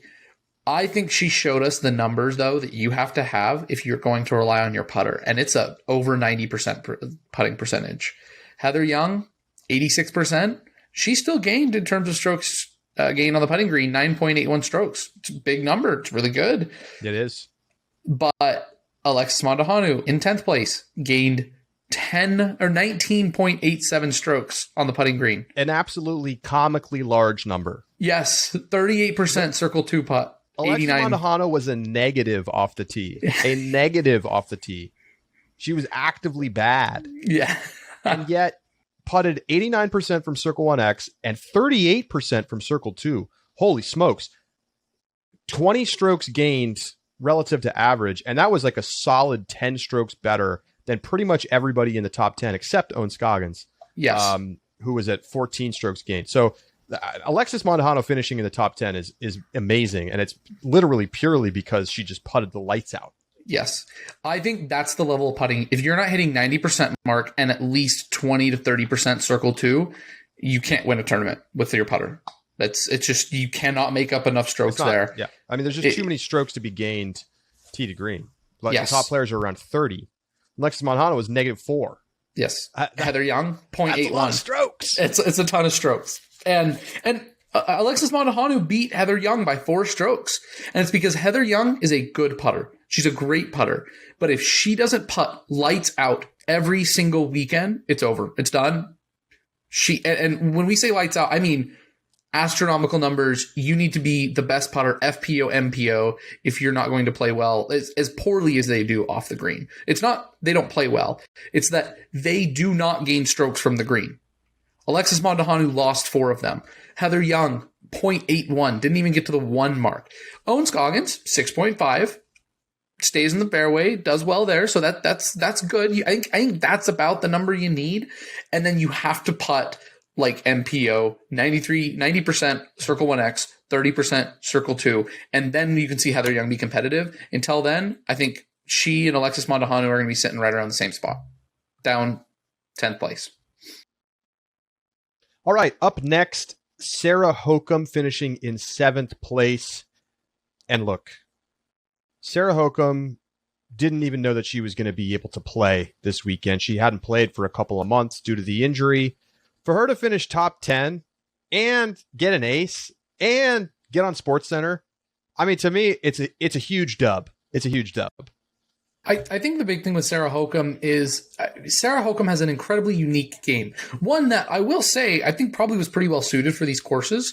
It might be more another reason that she did pretty well. That forehand and the control of her forehand is something that I think probably is a big benefit to her on the Fort and Mulligans. But at the end of the day, I think the biggest win for Sarah Hokom is the same kind of win for James Conrad. It's media, it's exposure, it's the MVP brand that now everyone is going to want to have in their bag. Because let's be honest, Sarah Hokom, I mean, I kind of put her in the Nate Sexton, they have parts of their lives that, and ways that they can be a part of the disc golf world outside of playing. Because, and don't get me wrong, Sarah Hokom's still an excellent player. However, as we watch the young and up-and-comers who are playing incredibly well, I think players like Sarah Hokom have to ask themselves, what does their career look like in 5 years? Maybe she's still playing incredible. Juliana Korver, for example, still playing incredible. But I think then that exposure sets Sarah up in ways that are beneficial for media, for sponsorships, for other avenues that aren't exclusively how well she throws the disc. And the ace just complements that. I mean, it got her on SportsCenter. It's part of this brand that really got thrust forward into the spotlight. And so even though Sarah, took 7th and maybe barring no injury would have liked to do better, I still think Sarah has to think this weekend was a huge win for her. I don't really have much to add to that. I think Sarah Hokom does a really nice job in the commentary booth. on the Central Coast coverage. So shout out to Sarah Hokum. And really, I just think, given that she was seriously unsure whether she was going to be able to compete, to not only be able to play, but to then finish very respectably. I mean, I think, by her standards, she probably wants to be in the top 5, but 7th is still very solid. And, was just 2 strokes out of 5th place. Sai Ananda in 8th place. We already talked a little bit about Sai, but really cool to watch her game, see her competing out there, just mixing it up, being up at the top of the leaderboard, played really well at the fort outside of the final day. And so I think, this is a great moment of exposure for Sai. We'll see if she ends up on tour more in the future, but, former junior world champ, former AM world champ. I don't really think that she was ever going to be in a position to go out and win this tournament, but that's not what it's all about, especially when you're competing against the likes of Paige Pierce and Katrina Allen. So a really nice weekend for Ananda and got lots of FaceTime on the broadcast. Nothing to add. I completely agree. She's still sticking with regional events for the next upcoming while. It'll be interesting to see, like you said, does this maybe raise her profile to the point that she gets a sponsorship that allows her to go on tour? I mean, I think you're looking at somebody who's definitely borderline top 10 player. Yeah. I know we didn't have Evelina Salonen. We didn't have Hannah Blomroos here, who you definitely slot into that top 10 range. But even then, Sai Ananda, when she's competed this year, has been finishing inside the top 10. So somebody to keep an eye on. She was tied with Missy Gannon. Missy Gannon finished at 3 over, 8th place. And,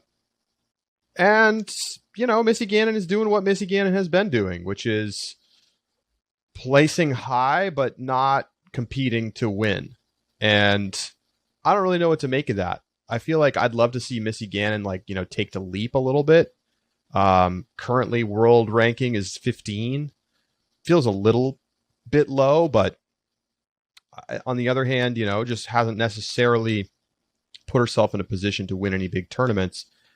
Just, very consistently good. Mm-hmm. Feels like it's hard. It almost someone like Brian Earhart, who I think plays really well. You expect him not shocked at all when he's top 15, gets in top 10 occasionally. If you were to do a top 5, you're like, wow, that's really good. We expect him at the top, but Brian Earhart wasn't in our top 5 picks for the week. Neither was Missy Gannon. Do you think this is just what Missy Gannon is? Is this her ceiling? Has she hit it?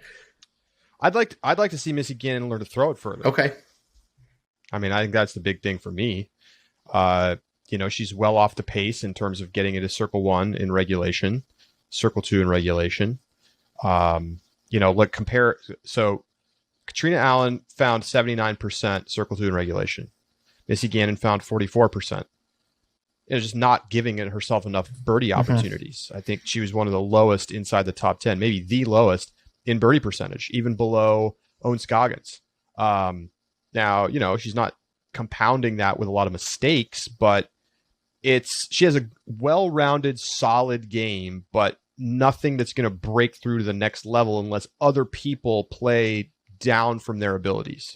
So in my mind, she's a solid putter, 86% inside the circle. That's definitely more than good enough to be competitive. Absolutely. But I'd like to see the numbers off the tee get a lot better. She gained about 8 strokes off the tee compared to average. And that's, the top players are 23, 24, 25, almost 30 for Katrina Allen. You could just see there's no way to really be competitive without adding that element to the game. We talked about Alexis Mondahanu. Play amazing from the putter with the putter. Exceptional. And that's why she finished top 10 at the World Championship. So shout out to Alexis. That is an incredible finish. I think it's something that she has to be pleased with.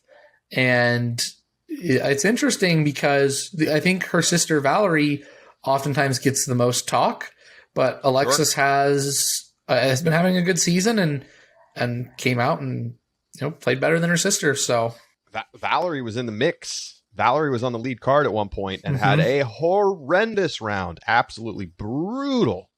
Just everything that could go wrong went wrong. And, Alexis, I think you see it in the numbers. Like, it's a similar story. Being the best putter at the World Championships is pretty cool. Like, being like, oh, yeah, I was like literally the best. But, I don't really know what Alexis's, goals are or what a ceiling is. I mean, so young. Both she and Valerie still so young. I think you could see continued growth from both of them. This is I think it's probably feels pretty good to beat your sister. The one other thing I will add is I think that there's... Yeah, go ahead. Oh, I think that there's a built-in level of security when you have a guaranteed tour partner. Mason Ford is partners with Valerie Mandahanu. They're public about that. So those three are oftentimes together and traveling together. When you have guaranteed travel partners, it decreases cost of travel, cost of lodging. It gives you natural built-in partners with whom you can practice to work through courses that maybe a caddy would in professional golf, for example, but disc golf not having that infrastructure means that you use those kind of practice partners that I think gives them a real advantage that they don't necessarily have to have the same level of in terms of the grind, because when you have multiple people, and Andrew Fish's article talked about this, about the breakdowns and how the actual cost of touring goes down when you have multiple people who tour together. And they have this built-in network that I know a lot of players do, but having two sisters who play really, really well, who push each other and who travel together is a huge benefit that I think shouldn't go unnoticed. Ella Hansen finished in 11th place. She had a higher birdie percentage than everyone around her on the leaderboard. You have to go all the way up to 4th place Haley King to find somebody who got more birdies than Ella Hansen. On the other hand, she did not make a single Circle 2 putt. She was the only player in the top 20 to hold that distinction. I don't know if I would call it a distinction. But, I mean, look, this is what we have seen from Ella Hansen. Tremendous upside. Obvious talent, the skill to become a elite competitor, not a top, fringe top 10 finisher, but a top 3 on a regular basis finisher. But the putting has to get there. 68% inside the circle, 0% from Circle 2, and 17 OB strokes, which once again was the highest mark in the top 20. Maybe even, you got to go quite a ways down, all the way to 34th to find someone with more OB strokes. So, it makes a lot of sense.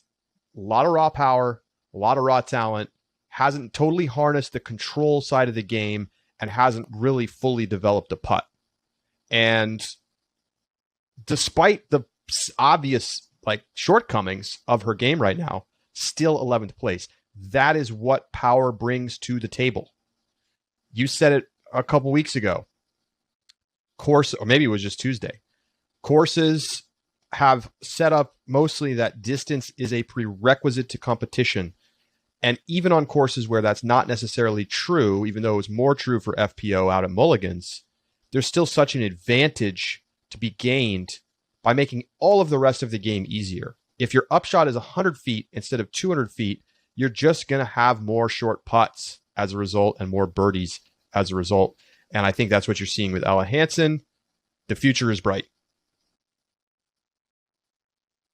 I had her in my top 5. May have been a little bit early, but I'm probably going to keep doing it for the future because it's going to happen sooner rather than later.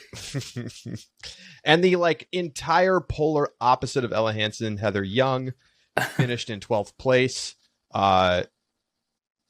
10 fewer OB strokes, much better putting, much better scramble percentage, and much shorter drives. So very interesting to see, those two players next to each other, a nice juxtaposition, both young, both very talented, both needing to work on an element of their game in order to become a next level player. I agree. All right, we're going to take a quick break. When we come back, we're giving you a nice long show today. We're going to talk with Danny Voss, who is the director of marketing for the PDGA, who's going to come on to answer some questions about the event and the criticism that we heard a lot from players and fans about the PDGA's operations of the event, and the president of the board going on a podcast and criticizing Brody Smith and Paige Pierce. So stay with us, Danny Voss, on the other side.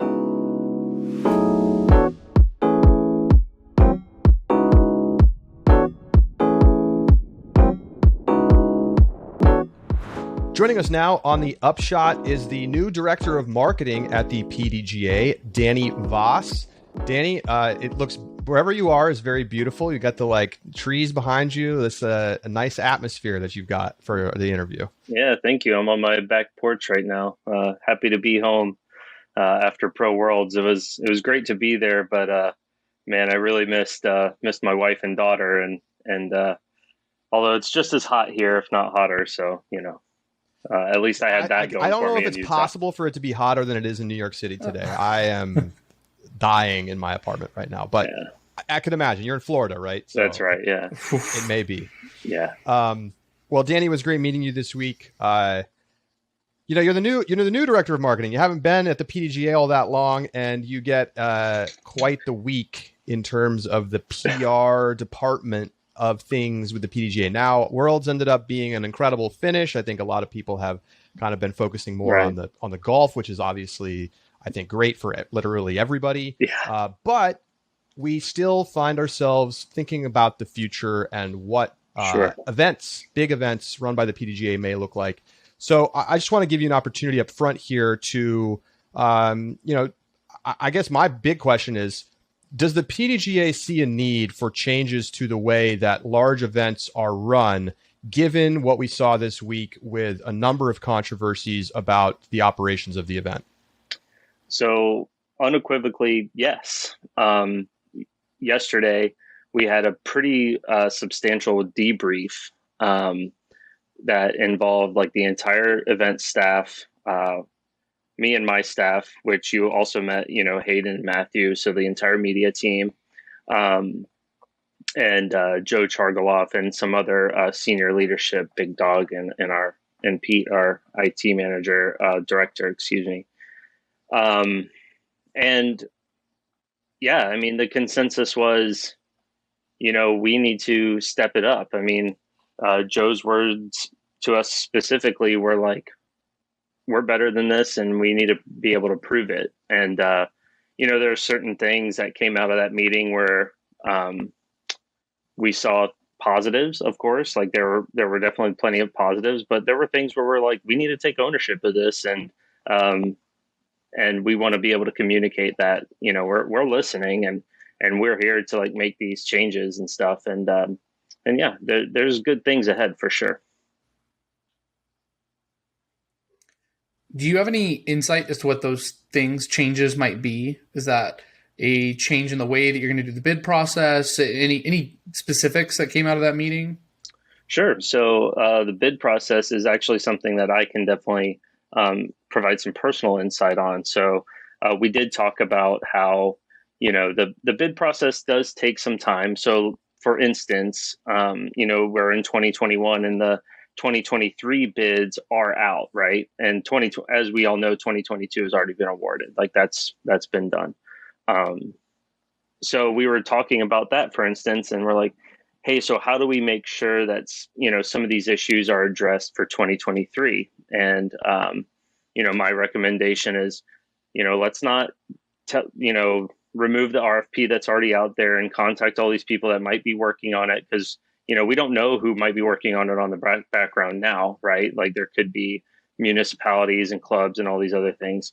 But one thing we could do right now is, or in the very near future is, issue addendums that could specifically address some of these issues, more bathrooms and stuff like that. So, or standard practices for painting lines and all of the things that everybody's been talking about, of course. So, Mike Downs, our director of operations, is receiving messages from the participants that were at the event and is cataloging those things, and he's responding to each one personally. first of all, and then cataloging those things. And then our events team is having a meeting here in, I don't know, like half an hour or so, to kind of go over some of those points and then figure out what's the best course of action there. So there's more information. I mean, we're working on it. We started working on it on Monday when we're all coming back from the event, and we're still working on it today, and we're going to be working on it next week, and we're going to be working on it until the next Worlds anyways. So there is progress going in that direction for sure. It's interesting to me. There was a lot of what felt like defensiveness from the PDGA. And I say that in a general sense, not necessarily from you or, or any individual person, but just in general, like PDGA staff were very defensive at the beginning of Worlds when there were issues coming up. Brody Smith rents out the driving range with his own money. And then subsequently, the PDGA rents out the driving range for the rest of the week. There's no lines, even though people had brought up the fact that there should be lines painted on the OB, and then the lines get painted during the tournament, which then made a bunch more people angry. And the TD didn't even know about that until he was out at the course the next day. So my question is, why are we now seeing a change of tone from the PDGA? Did something happen to precipitate a change from feeling like we're doing everything just fine, like people need to stop complaining, to now we're hearing, yes, we're making substantial changes, and like you're having an all hands on deck meeting about it? So I'll address one of those things specifically, just to kind of provide sort of like an anecdote on why these changes are made. So let's talk about the lines specifically. In my conversations with like the event staff and my own knowledge of disc golf from a player standpoint in my brief time here with the PDGA, it kind of seemed like at the event, there wasn't a particularly high amount of clarity, if that was even possible, to install string or paint or whatever, based on feedback from the property owner, being Mulligan's Golf Course. So that was kind of like the mindset going in, and then hearing feedback at the event and directly from the players that are playing at Pro Worlds, and we're taking Utah Open off the table here for this discussion. And it was like, my interpretation is kind of like it was a little bit of a coin flip. Like, oh boy, if we do it after 2 days, then everybody's playing the same course. It will clear up some of these ambiguous areas. So that answer there would be an excuse, quite frankly. And the actual feedback now is like, that probably should not have been done. So it was an attempt to evolve and to make the right move. And that quote unquote right move did fall short. So, and that's the case. I mean, you can, if you happen to listen to Nate yesterday, he was on Smashbox and he echoed a similar sentiment. Like, it just wasn't what needed to be done in that moment. And, but at least the intention was supposed to be good. But yeah, that was kind of a mistake there. As far as, addressing other issues, I guess the evolution has to start somewhere. And so here we are doing our best to address these concerns and this feedback that's coming in, and doing our best to say, yeah, these are places where we can improve and where we are committed to, making better decisions and preparation and everything like that in the future. So these conversations were like feeling like they were about to die out as we got into the late rounds of the tournament. And, obviously the final day was incredible disc golf. A lot of this stuff fell by the wayside as we got to watch, everything unfold on hole 18, and it was just spectacular. But like right as it was starting to die down and people were like, okay, we'll deal with this after the event, the president of the board of the PDGA, Justin Menichelli, goes on a podcast and is critical of Paige Pierce for what she had to say at U.S. Women's, said that Brody Smith made a jerk move by renting out the driving range and not talking to the PDGA about it ahead of time, and was fairly critical of some high profile players, and has been absolutely crushed online. And so I guess the question then is, is it appropriate for the president of the board to go on a podcast during Worlds or at any time and, have like pretty inflammatory comments about players on tour? Right. So that is definitely a tough situation, without a doubt. And speaking as the director of marketing here, there are delineations between the governance for the PDGA, and the board has their role and the staff has their role, and everybody's an individual and everyone has opinions. And boy, it's really tough when personal opinions get, broadcast like that. And, from the staff's position, we definitely talked to Justin and said, I know I personally reached out to him and said, hey, let's talk about this before we try to make any more statements. This is a difficult situation to kind of broach here. As far as appropriateness, I think everybody can answer that question on their own. It's pretty obvious. And the board is addressing that in their own, going through their proper channels and their own evaluation. So, and that's kind of where it lies right now. So the other seven total members of the board are doing what they need to do to make sure that that's addressed. So I can't personally or on behalf of the staff necessarily make those comments like what is being done, because that is conducted at the board level. But again, if that was needed to be broadcast, of course, we would, as the director of marketing, I'd be sure to share that message, but that has to come from them first. So, which I don't want that to be interpreted as a deflection either, but that is kind of the case. There's been talk, and I know we've talked about the merits and the pros and cons of it, and there's been a lot of discussion about the idea of, and not just, and this was before I think the issues that really started were kind of being amplified at U.S. Women's and Worlds arose, but the question of whether or not the PDGA should relinquish the national tour and kind of merge it in and create a cohesive pro tour, and the PDGA focused on majors. Was there any discussion of that in the most recent meeting? Is that something that the PDGA has made any discussion on, or any stances? Okay, so yeah, I don't think it's a secret that the PDGA and DGPT work very closely together. We signed a contract with them at the beginning of the year for the more of the DGN side to say, hey, can you come cover our NTs and majors, live, which is a good move on both of our parts, because we have,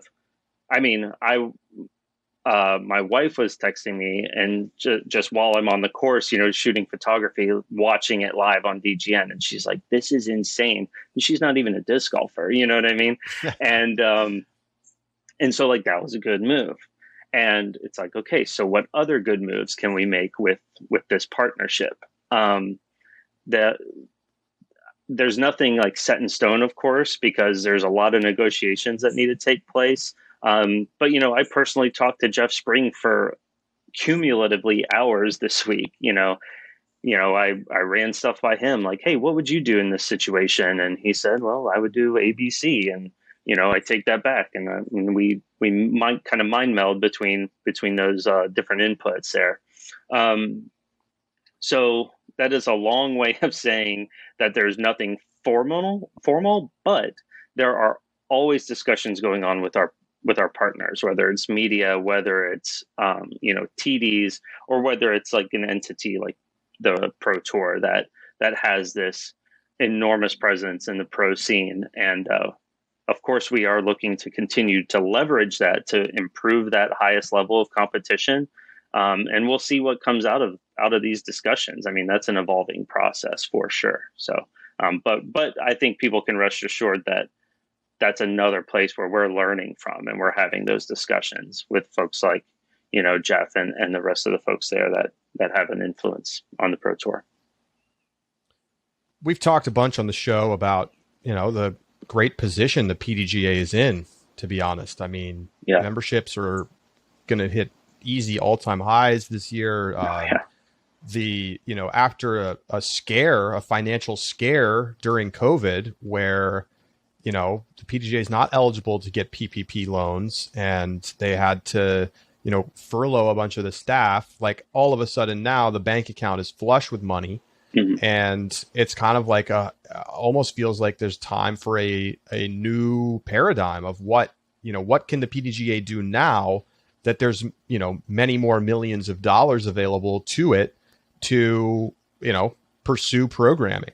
So I know that this is not necessarily a question that is for you to answer in the sense of like setting the agenda for the PDGA, sure. But what, from your perspective or from what you've been talking about with other staffers or board members, I mean, how is the PDGA going to use this money and like, besides keeping it in a bank account, in order to further the aims of the organization? So that's a really good question. And I'd like to think I have a really good answer. So right now, from a media side, something I can directly comment on, we have an open application out right now for a digital marketing specialist. So what is that person going to do? Well, they'll help take some of the strain off of my team and help with the like kind of website stuff, some of the more outward facing communications like newsletters and some of the inbound stuff like just housekeeping and administrative stuff. And then also we're going to send them to tournaments probably for additional coverage and leverage whatever unique skills they also bring.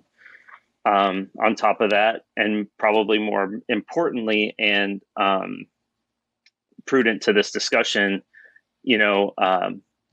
the events team brought in Mike Sullivan off of the board, and now he's employed with the PDGA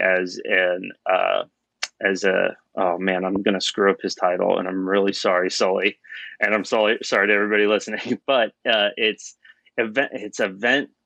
Oh my gosh, it's like tournament director support. Let's just boil it down to that. Oh. Man, I'm going to hear it for that one.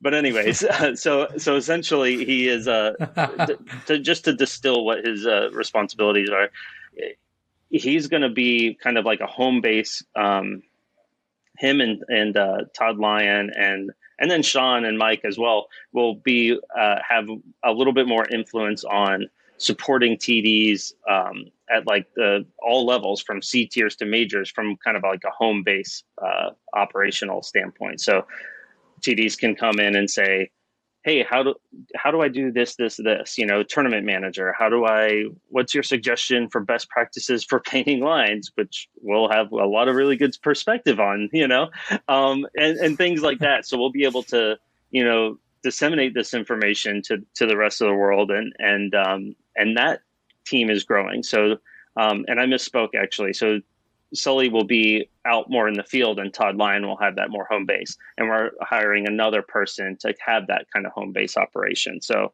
that's going to affect the, over 4,600 events that are being run this year, and presumably next year as well. So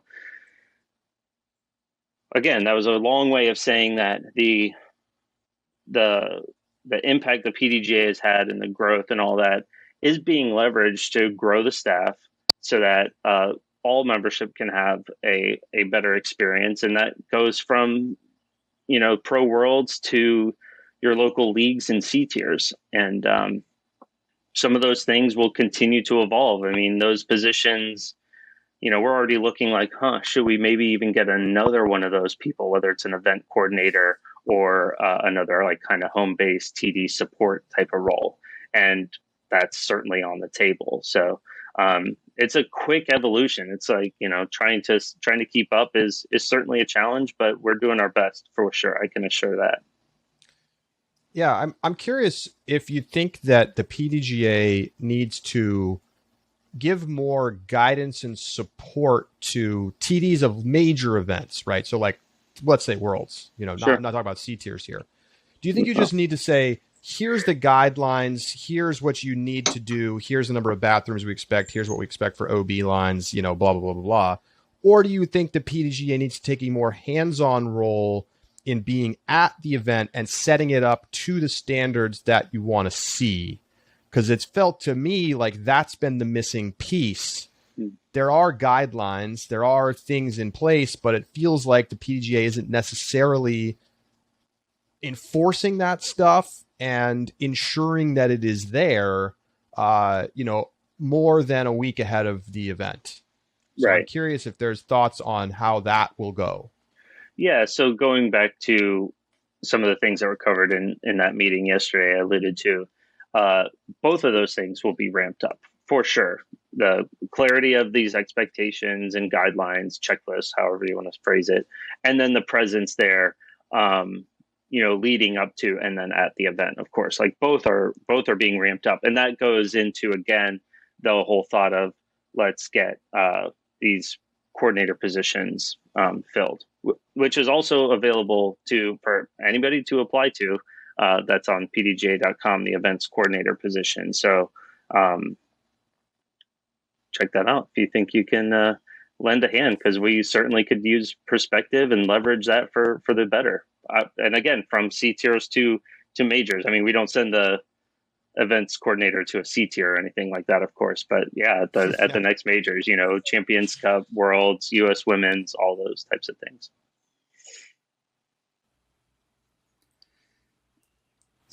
I've seen a lot of talk online about how James's shot and the finish to the round is a quote from a tweet that I read: "The moment that disc golf goes mainstream."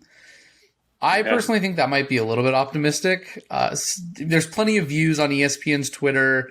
It's definitely gotten a lot of eyes on it, but you still have the people who are like, "Oh, cool! And what's next? The cornhole championships?" Like you still have that. So, sorry, in really which quick. way? Scott Van In Pelt what was ways? He's like, this is the best thing I saw you're today. good. He had the James Conrad clip on his version of Sports Center, and then he's like, at the end, like there's people in the water and that guy with the flag shorts and no shirt. And he's how hammered is everybody at this tournament? And I was like, I mean, he's not totally wrong. Like there's definitely some. Anyway, sorry. Continue your question, Josh. No, you're good. Yeah. So I mean that's I think that it perfectly illustrates this point. In what ways are the PDGA going to use this momentum? Because I think it's undeniable there is some momentum, some more eyes than usual on our sport. So in which ways, as the marketing director, are you going to utilize what just happened at Worlds in order to grow the sport, both at the amateur level as well as the professional level? The highest level, like Pro Worlds, is just huge for exposure. I talked to... I'll give him a shout out, whether he appreciates it or not, Steve Holloway at MVP. And I said, "Hey man, did you have a busy weekend or what?" And he's like, "Yeah, got a few discs getting made right now, pretty big production week, I guess." And, kind of downplaying it. And then we get on the phone and he's like, "It was insane. Everything is great." So I'm talking to him like, "Hey, here's some ideas, more content, kind of delivering content to the more casual, observer and the player to maybe demystify some of the things about disc golf and get you into those C tiers and leagues and stuff like that." That highest level impact can have huge ripples in the local scene, all over the place, right? So that's kind of our strategy right now, is to focus on growing those leagues and those C tiers so that we can foster the growth of more James Conrads and Paul Macbeths and Katrina Allens and Lisa Fakis and Paige Pierce and all the players that we all know and we love to watch and all that. So it is a balancing act with kind of growing that side, that kind of grassroots side, and growing that top tier. There is a lot to leverage and balance and all that. And and we have strategies going forward to do both and to do both well. And that comes from these conversations with all of our media partners, not just Disc Golf Network and DGPT, but Jomez and Gatekeeper and Central Coast and GK and everybody else. I mean, anecdotally, I'll share one little thing. We listen to the concerns from a media perspective about U.S. Women's and Masters Cup and stuff, and some of the inequity in the women's coverage. So once me and my team had the chance to make an impact there, we're all relatively new in these roles. We're like, well, let's fix it. So we're like, let's just do 3 cards each in post-produced coverage. And it's like, that was a simple, step that we could institute to make an impact right away. So now we're looking at how do we make that sustainable and long-term. So all of these things sort of work together to improve both sides of that sport. More exposure for those pros means more impact for our local scenes, and that was the other thing that I talked about MVP Steve with. He's like, hey man, this is good for everybody. This is good for Discraft and Innova and MVP. He's like, it's really good for our NV production and our Entropy production and all this sort of stuff. But we're all going to benefit. And that's like the biggest thing that we all need to leverage. So, so having lots of those conversations is going to make the biggest impact. And we're all working together here.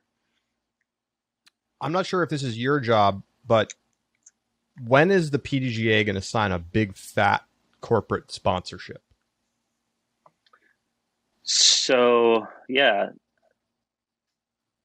that is a good question. And I'm not sure that I'm necessarily equipped to answer that specifically, because I would have to talk with my boss, Joe Chargoloff, and see exactly what we can and cannot share in that regard. So for the time being, I'll just sort of stay nice and say nothing so I don't say the wrong thing. Does that make sense? Sounds like I asked a good question is what it sounds like.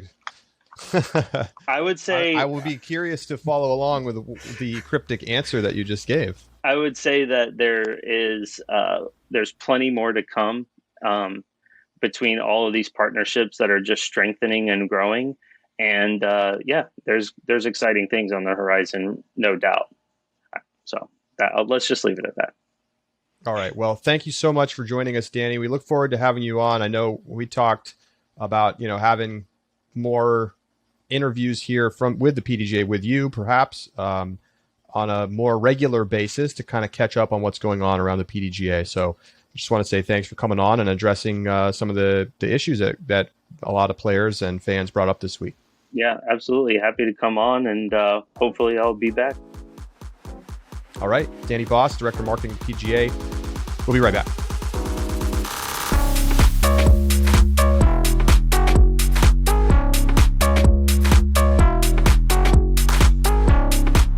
Welcome back to the Upshot. Thanks again to Danny Voss for coming on. May have him on again more often in the future. Josh, wanted to get your reaction to what Danny had to say and what you heard from the PDGA perspective. I really like Danny. I got to meet him at Worlds, and I think he's an excellent PR person. But in my opinion, a lot of the answers to some of the questions we asked, it felt, he talked about that meeting. It felt like the first thing they did in that meeting was they kind of said, what's the damage and what is going to be our coordinated response? And then already, we've seen Terry Miller on his podcast. He had Nate Heinold, and now Danny Voss is on ours. And it feels like the PDGA said, what's our message? What's our answer? Now everyone get to every podcast that will take you and deliver that message. And let's do some damage control. Well, they got to do some damn damage control. Yeah, there was a lot of damage done. So there was a couple things. Number one, I reached out to Danny to have him on the show. I wanted to get somebody from the PDGA here this week to answer questions about what happened. And so I appreciate him agreeing to come on in what is certainly an unpleasant time to have to come on and answer questions. Yes. I have to say, look, yes. Is it damage control time? Yes. But what I heard from Danny was encouraging to me, because the goal is not to just drag the PDGA and punch the PDGA, and Brody, slams the PDGA again, and, we all just get to go dance on the grave. The point is to have it be better in the future. Yes. And what I heard from that interview was, we recognize that we made mistakes, and here's how we're going to make it better in the future. Now, if we get to the next big major championship tournament run by the PDGA and it's not up to par and they haven't made these changes that are going to make things better, I'm going to dance on the grave. Okay. I will be the first one there to be like, what is going on? This is totally unacceptable. But the thing is, the change in tone is really noticeable. Like, they were very defensive early in the week, angry about how, Brody went on Twitter. And I think you see that, that viewpoint echoed in what Justin Menikele was saying on the podcast. And, I'm not going to say that everybody at the PDGA holds that opinion, because I don't think that's true. But I think that kind of defensiveness has been a feature. This was not a defensive interview. This was more of an apologetic interview. And to me, that is a sign of things going in the right direction, which is the goal. The goal is not to just drag the PDGA endlessly. Like, the reason people are upset is because things weren't up to snuff.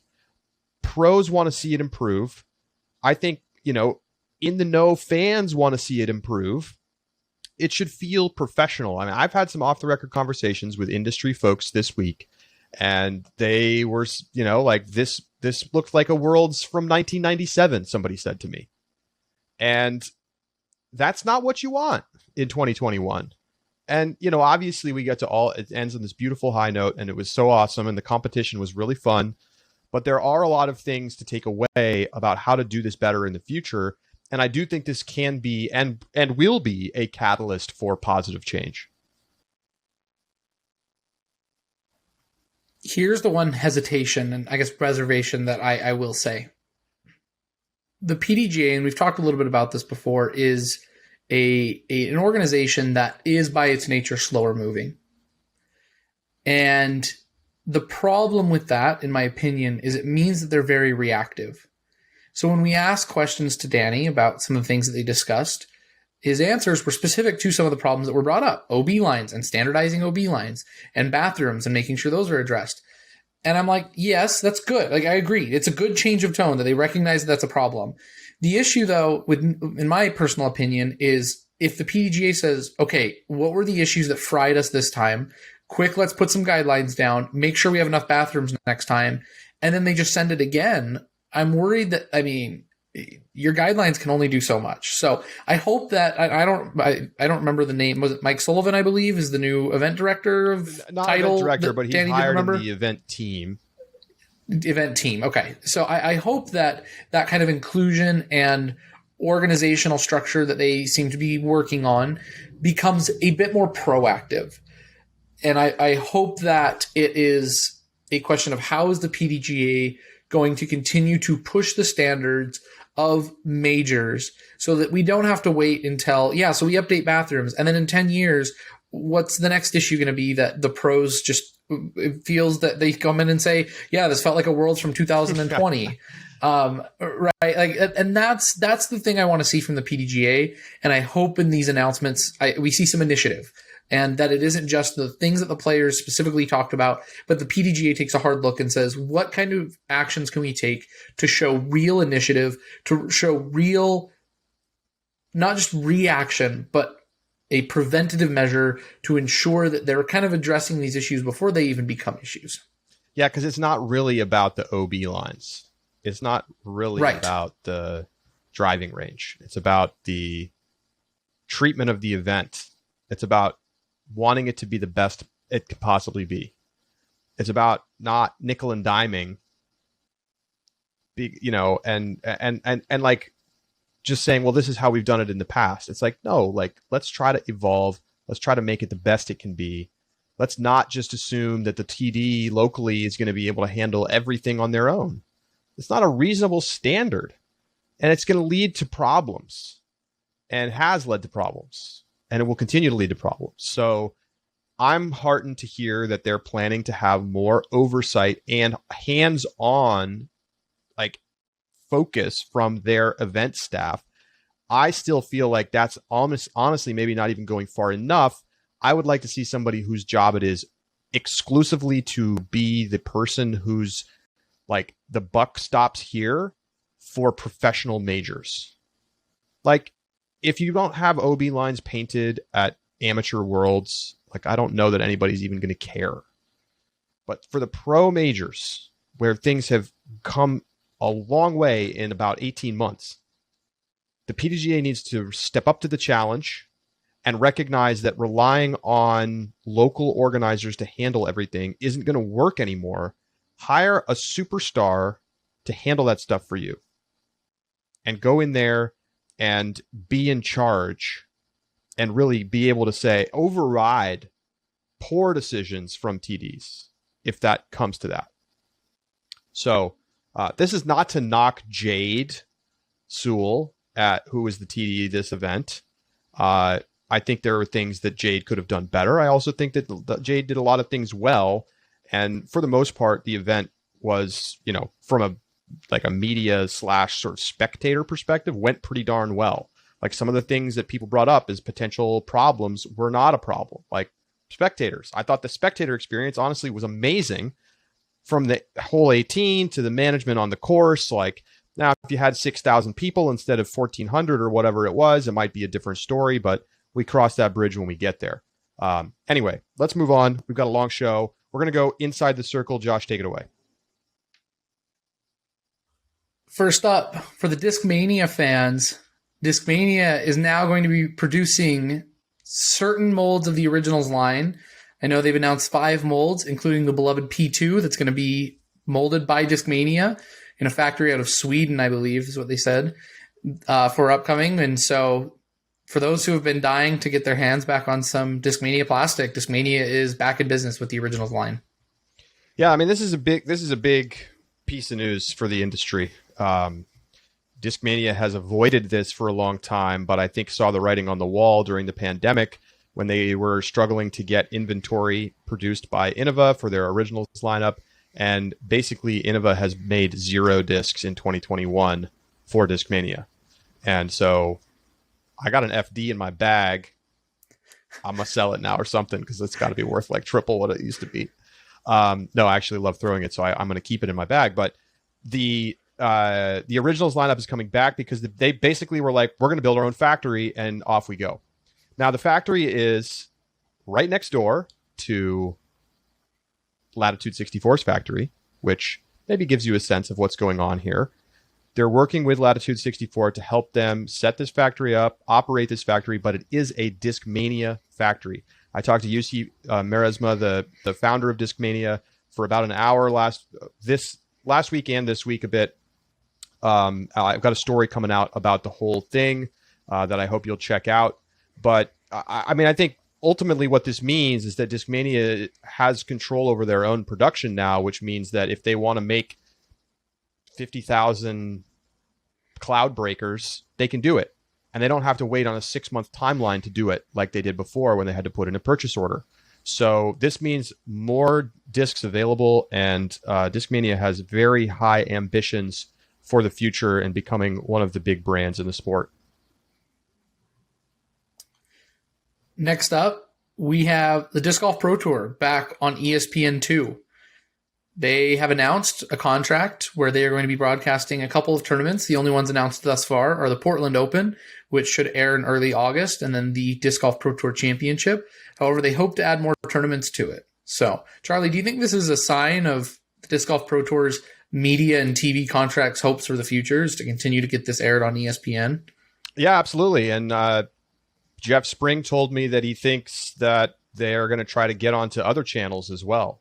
They are eager to have national distribution, and I think they want to create competition in order to get the best possible terms for, the monetary side of things.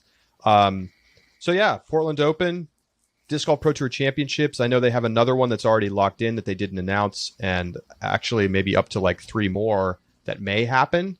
So we're going to maybe see a lot of ESPN coverage of disc golf this year. That they hope to make it sort of interesting and watchable for a disc golf audience. I got to be honest, for me, am I going to be excited to watch the Portland Open on ESPN2? Probably not. I'll probably watch the Pro Tour Championship, and obviously for work, I'm going to watch it, right? I got to come on the podcast and give you a take.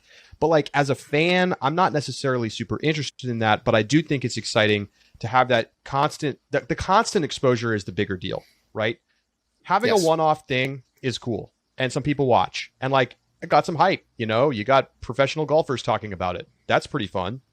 Back when they did this in November of 2020 with the Pro Tour Championship. But having, 4 or 5 events over the course of the season where you can build up the narrative and people can start to pay attention to it, well, then you're going to start to actually develop fans, and just having that constant drip of exposure, not only to the viewing audience, but also to the people in the industry and at ESPN.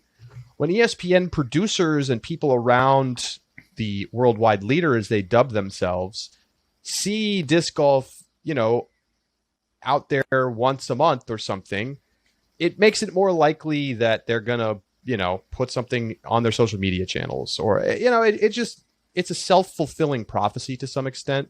So, I kind of reserve judgment about how it's all going to play out. I think it's easy to give context and excitement to the Pro Tour Championship, but, maybe more difficult for a regular season tournament. All our listeners, you have a homework assignment. When it comes on ESPN2, go to your favorite sports bar and request that it gets thrown up on the TV. I don't care if you don't watch it.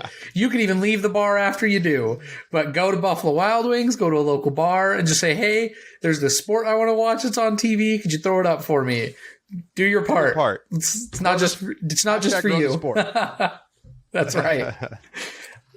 Next point on Inside the Circle, PDGA board elections opens today on July 1st. Make sure to go vote. Terry Miller did interviews with the, I believe, 8 board candidates.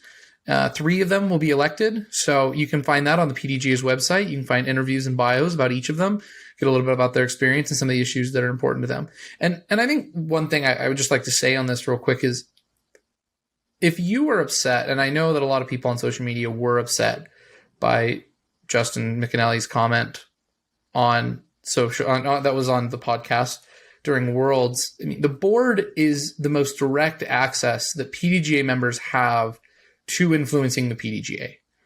And it's something that I think has been overlooked in the past. And I think given the most recent events, issues like the Women's Championship, Worlds and Majors, and diversity in the sport, if those are issues that are important to you, if you want to see the way the PDGA responds to them, it be handled in a different manner, this is your opportunity to do so. Yeah, regardless of what issues motivate you or things that you think the PDGA should do, this is literally the only way that you can really affect change, right? Voting is the thing. And not a lot of people vote, so your vote actually matters, right?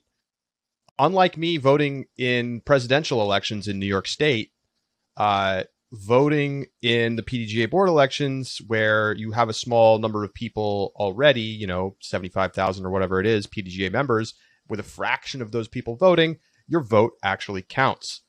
So educate yourself, understand. And we are going to do our best to try to get 5-minute or less interviews with all of the candidates here on the show, so that you can get information about each candidate. We're going to give them a chance to make a quick statement, ask a couple of questions about their experience or their platform, so that you have a sense of what you think about them. So we're going to try to do that in an upcoming episode, and obviously with ample time for you to still be able to vote.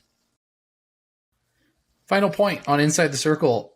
There's been a little bit of controversy about the naming of the corner of the hole 18. And now, just a quick reminder before we get into this, hole 18 at the Fort is not a permanent fixture on that course. It's called their championship layout. It is only used for the Utah Open and for Worlds. So it is something that's unique and not something that's usually in place. That being said, there's controversy as to whether or not the corner should be titled Cat's Corner or Conrad's Corner, and a plaque installed where Conrad threw in, for example, or where Katrina Allen was when she threw her upshot. So, Charlie, what are your thoughts on the naming convention? Which of those shots deserves the highlight and the praise? Both of them? One of them? Well, I mean, come on, you're setting me up for. Here's what I think. Okay, if the shot is going to get a plaque in the ground, it's James Conrad's 247-foot throw-in. And I actually I'm in for that. You do something real small and unassuming, like a little guy like this, and it just says, whatever, 2021 World Championships, James Conrad, 247-foot field ace or birdie or whatever. You can put whatever you want on there. And I think that's a nice way to commemorate something that, at least right now, I think most people agree stands as the best shot ever in disc golf. Now, like giving recognition to Katrina Allen for her win here too seems cool. So Cat's Corner sounds pretty cool to me. So make it Cat's Corner and put this plaque in the ground for James Conrad. That's my vote. I understand if people want to call it Conrad's Corner. The shot from James Conrad is obviously a bigger and more stunning moment. But giving a little tip of the cap to Katrina Allen and Cat's Corner, I mean, it rolls off the tongue a little bit better. Katrina Allen's shot.